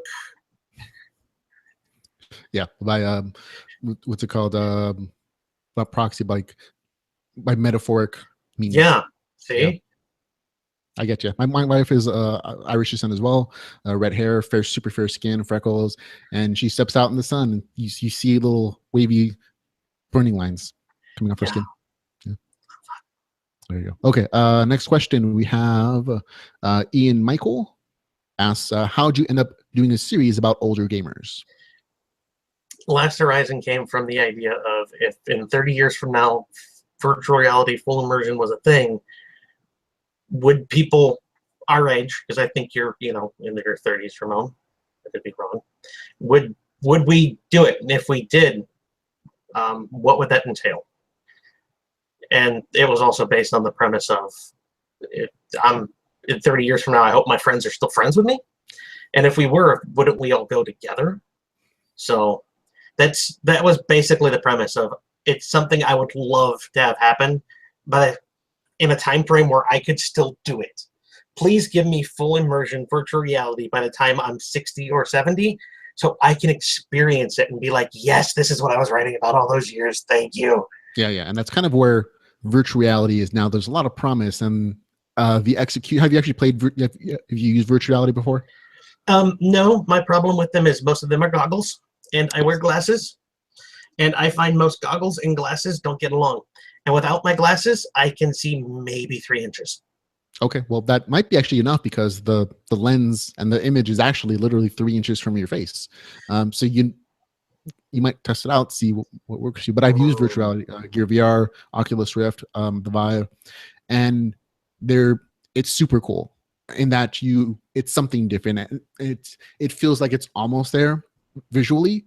It's like your brain is totally tricked. Like you step off the edge of a ledge and your body reacts as if you're stepping on it. Even though your brain, you're like, this is all pixelated stuff. Your brain literally doesn't understand the difference, and you feel vertigo.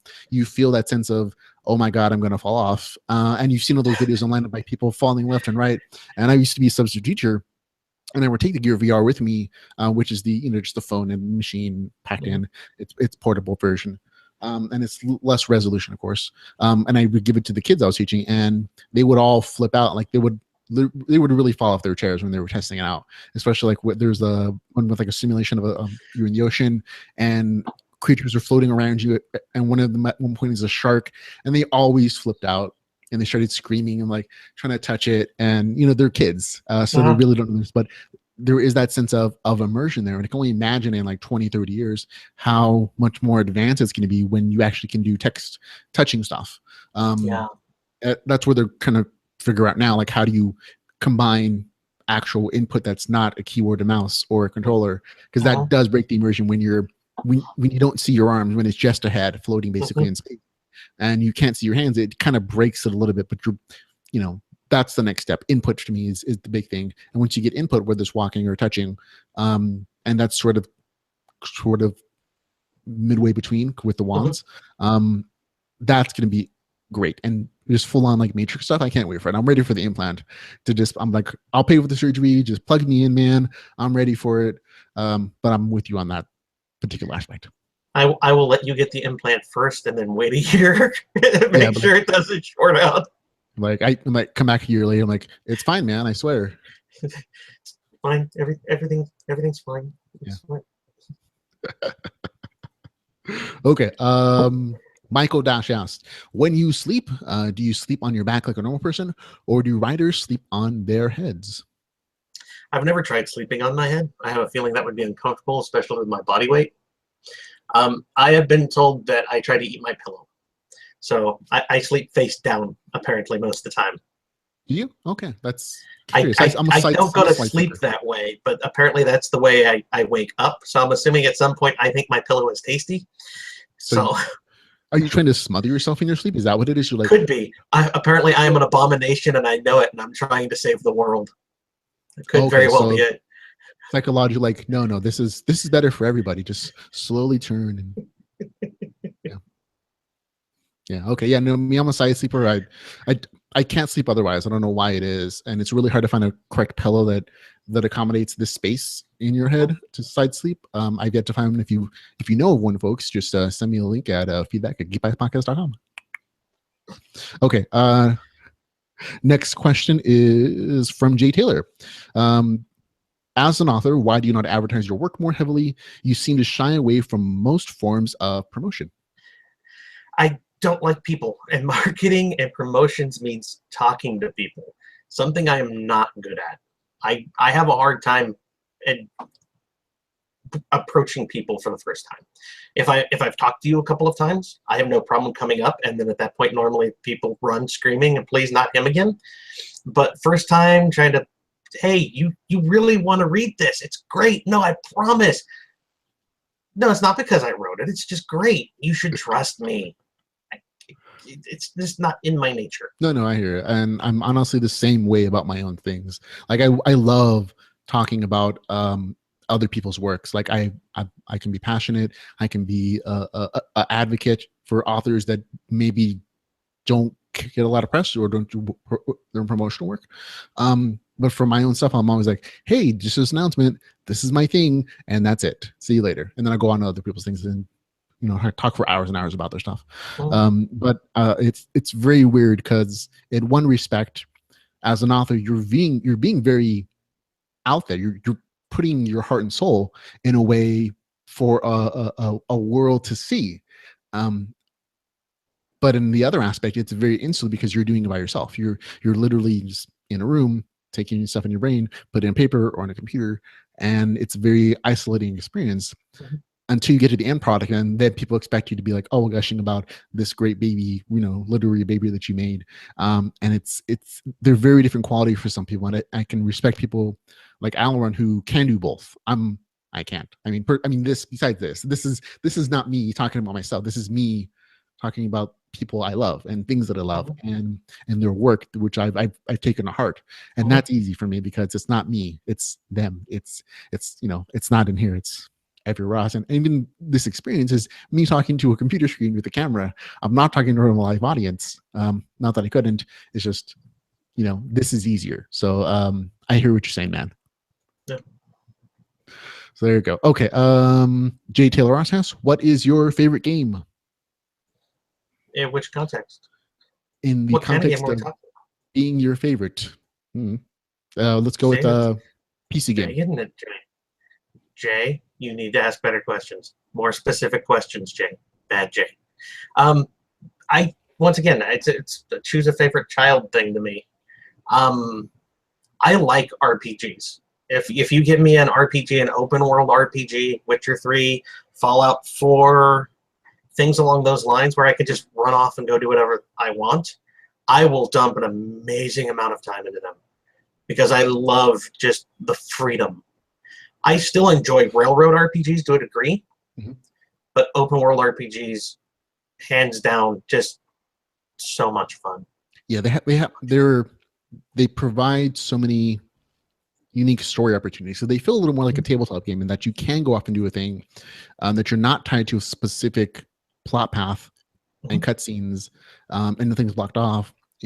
But at the same point, you get no direction about what to do and what's out of your level. And for some people, that's really great. They love the challenge of like going into a level 20 zone at level 3 and still beating it. That's very much a part of the Witcher aspect of like, you can really go into this level, and they'll tell you it's out of your league. But if you're smart about it, or you use some gimmick, or you kite the thing, you can beat it still. But if it hits you once, don't expect to survive. And that's fun. I love the Pillars of Eternity. I'm playing currently Last Horizon Zero Dawn, which is surprisingly RPG-ish. I'm like, from the trailers, it looked like Transformers with dinosaurs, and it turned out to be something a lot more. And my wife picked it up because it was on sale, and she had a week off work from between teaching classes, and it's a redheaded character, female. So I'm like, oh, she picked it up. That's the reason why. But it turned out to be surprisingly in depth, and we've been trading off like playing the character.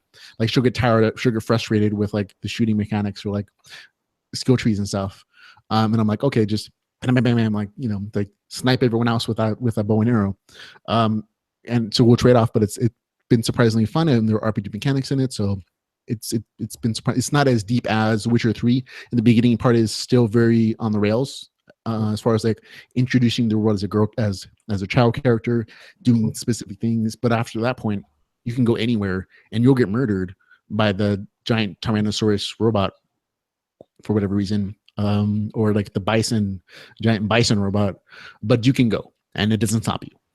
Yeah, I played it. I enjoyed it. For favorite tabletop games, pen and paper, the system sucks, but Warhammer Fantasy, the first edition, completely broken in a lot of ways.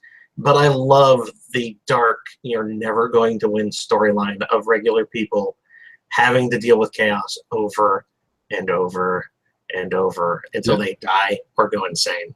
And I love that. I've never played.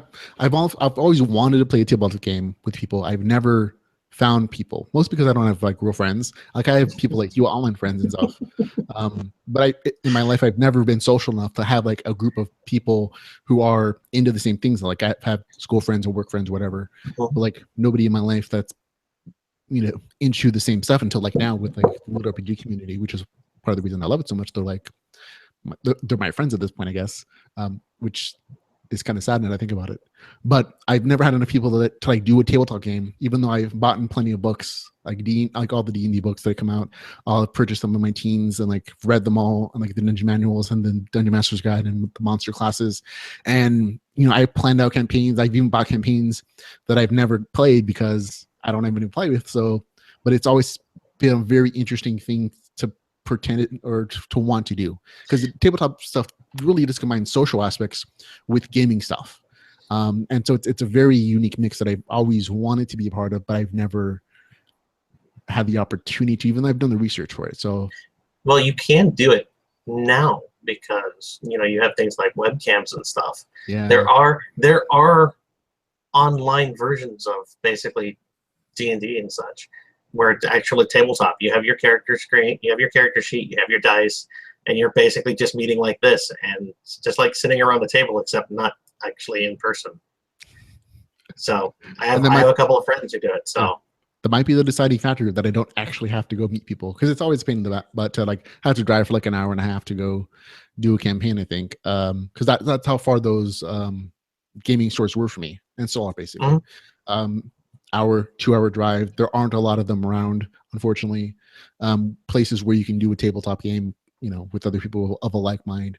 But the internet does make it easier. I've seen programs where you can do digital versions of it, and including like a computer generated map where that's all cloud of war except for the space that you're in and that you're actually exploring. And I'm like, I know. Dungeons and Dragons, the company, Wizards of the Coast, I think it is now. They are trying to develop a version of that. I've played the beta, and it's okay. It's never the same social aspect. I'm like, but at this point, I think I'm too old to get into it. Like the LitRPG novels, to me, kind of fulfill that portion of the role of like having that experience, I think. You're never too old to get into it. See, what you need to do is you need to get people like me and Michael Chatfield and Michael, and just get like 6 of us together, and we'll make one of us GM, and we'll all just get together, for a couple of hours on one day and play D&D. Yeah, and you'd be amazed at the amount of character, just descriptors you can get from various people. I'm fairly certain that Cormac from his book was based off of a character that came out of a D&D game. Yeah, no, I know there aren't a lot of us in our same areas. Like I'm really looking forward to DragonCon because that's going to be the first opportunity I have to talk to the LitRPG authors I've spoken to this way or on Facebook or whatever in community centers in real life, in real person. I only really met one other person who's into LitRPG in IRL, and that's Michael Scott. Or we had lunch like 3 weeks ago or whatever, and that's just because he lives 4 hours from me, and he's like, "Oh, just we'll meet here," and he's like, "We'll do it," and we did it, and it was like, "Oh, it was really cool." But to meet like 7 or 8 or 20, 30, 40 people, I'm not really sure how many people were going to show up, whether they're fans or writers. I know like that there's confirmed at least 5 or 6 writers that are going to DragonCon Atlanta. Like that's like the dream for me, at least, as a fan and as a a reviewer and author, I guess myself, to meet our community. I'm looking forward to it. That DragonCon is one of those things that I want to do. Yeah. But it's since I live all the way over on the other coast, on Yep. the west coast of the Southwest desert. Oh my God, you're gonna burn to death. It's much more expensive. No, I hear you. About. I'm on the same coast. I'm in California. Oh, you poor and man. so, My condolences. yeah, I thank you. The People's Republic of California. Yeah, you have my condolences. Okay, we'll leave that alone, I guess. But no, it is expensive, and which is why I could never do it before. But I'm like, author money, royalties. I'm like, I can put a little bit aside. It's a business trip, right? Mm-hmm. I'm like, I'm meeting authors. So I'm like, I can try to expense some of it. And that's the only reason I can do it, basically, is because of the support of the community in buying the novels that I write and in just giving me this opportunity, either on Patreon or wherever. Is just I can do this thing because of the community and the readers. So, thanks, guys. I'll videotape it and put together something for you. And I will watch it. So there you go. Okay, that's right. We were talking about audience questions. Jay Taylor also asked, "What is your favorite movie?" And because he's not specific, he does not get to specify. I will say, "What is your favorite horror film?" Horror, something I am not really a fan of, actually. As much as I like deep dark games where the hero loses, I will go with a cult classic for you then. Evil Dead. There you go. I love that one as well. The first one, not the remake. Oh, okay. I liked this remake better. I think it's because of the special effects. But they're both very enjoyable. They're very funny. I kind of liked Evil Dead 2. Have you seen the series Evil Dead? I don't watch TV, okay. Which is probably why I actually get to write so much. But I have caught an episode or two over at like a friend's house or my parents' house. But Army of Darkness, it might be classified as a horror movie. If it was, it would actually be my favorite horror movie of all time. It's actually a comedy, so I love that. No, it is. To me, it balances that line very well as being horror comedy, which is a thing for me, I guess. I'm not really big into horror movies myself, so that is definitely my flavor of horror. Not so much the torture porn or some of the more modern stuff. The only thing I get as horror-y as much, I think, is Nightmare on Elm Street, like those kinds of earlier horror films from like the 80s. Like those are about as horror-ish as I get. And like those really gave me nightmares as a kid growing up. And even as an adult, I'm like, I'm probably not going to watch them again, but I can appreciate the fact that they were super scary as when I did watch them. Yeah, I never watched them. I was never a big fan of fear. Yeah. So life is scary enough. Yeah. I missed them as a kid. I have still missed them. I have watched Aliens. So if Aliens is classified as a horror film, then I've watched that as a kid. And it was okay. It always seems like sci-fi to me. Like it's not really horror. Like there's a monster and there are some surprise moments, but like the Alien franchise was never horror to me. It was more like science fiction because aliens could probably do that stuff. Well, it for me, like the first two would probably blend the line of horror sci-fi because it very much is the unknown monster until you get later into the movie and then you actually get to see it. Yeah. So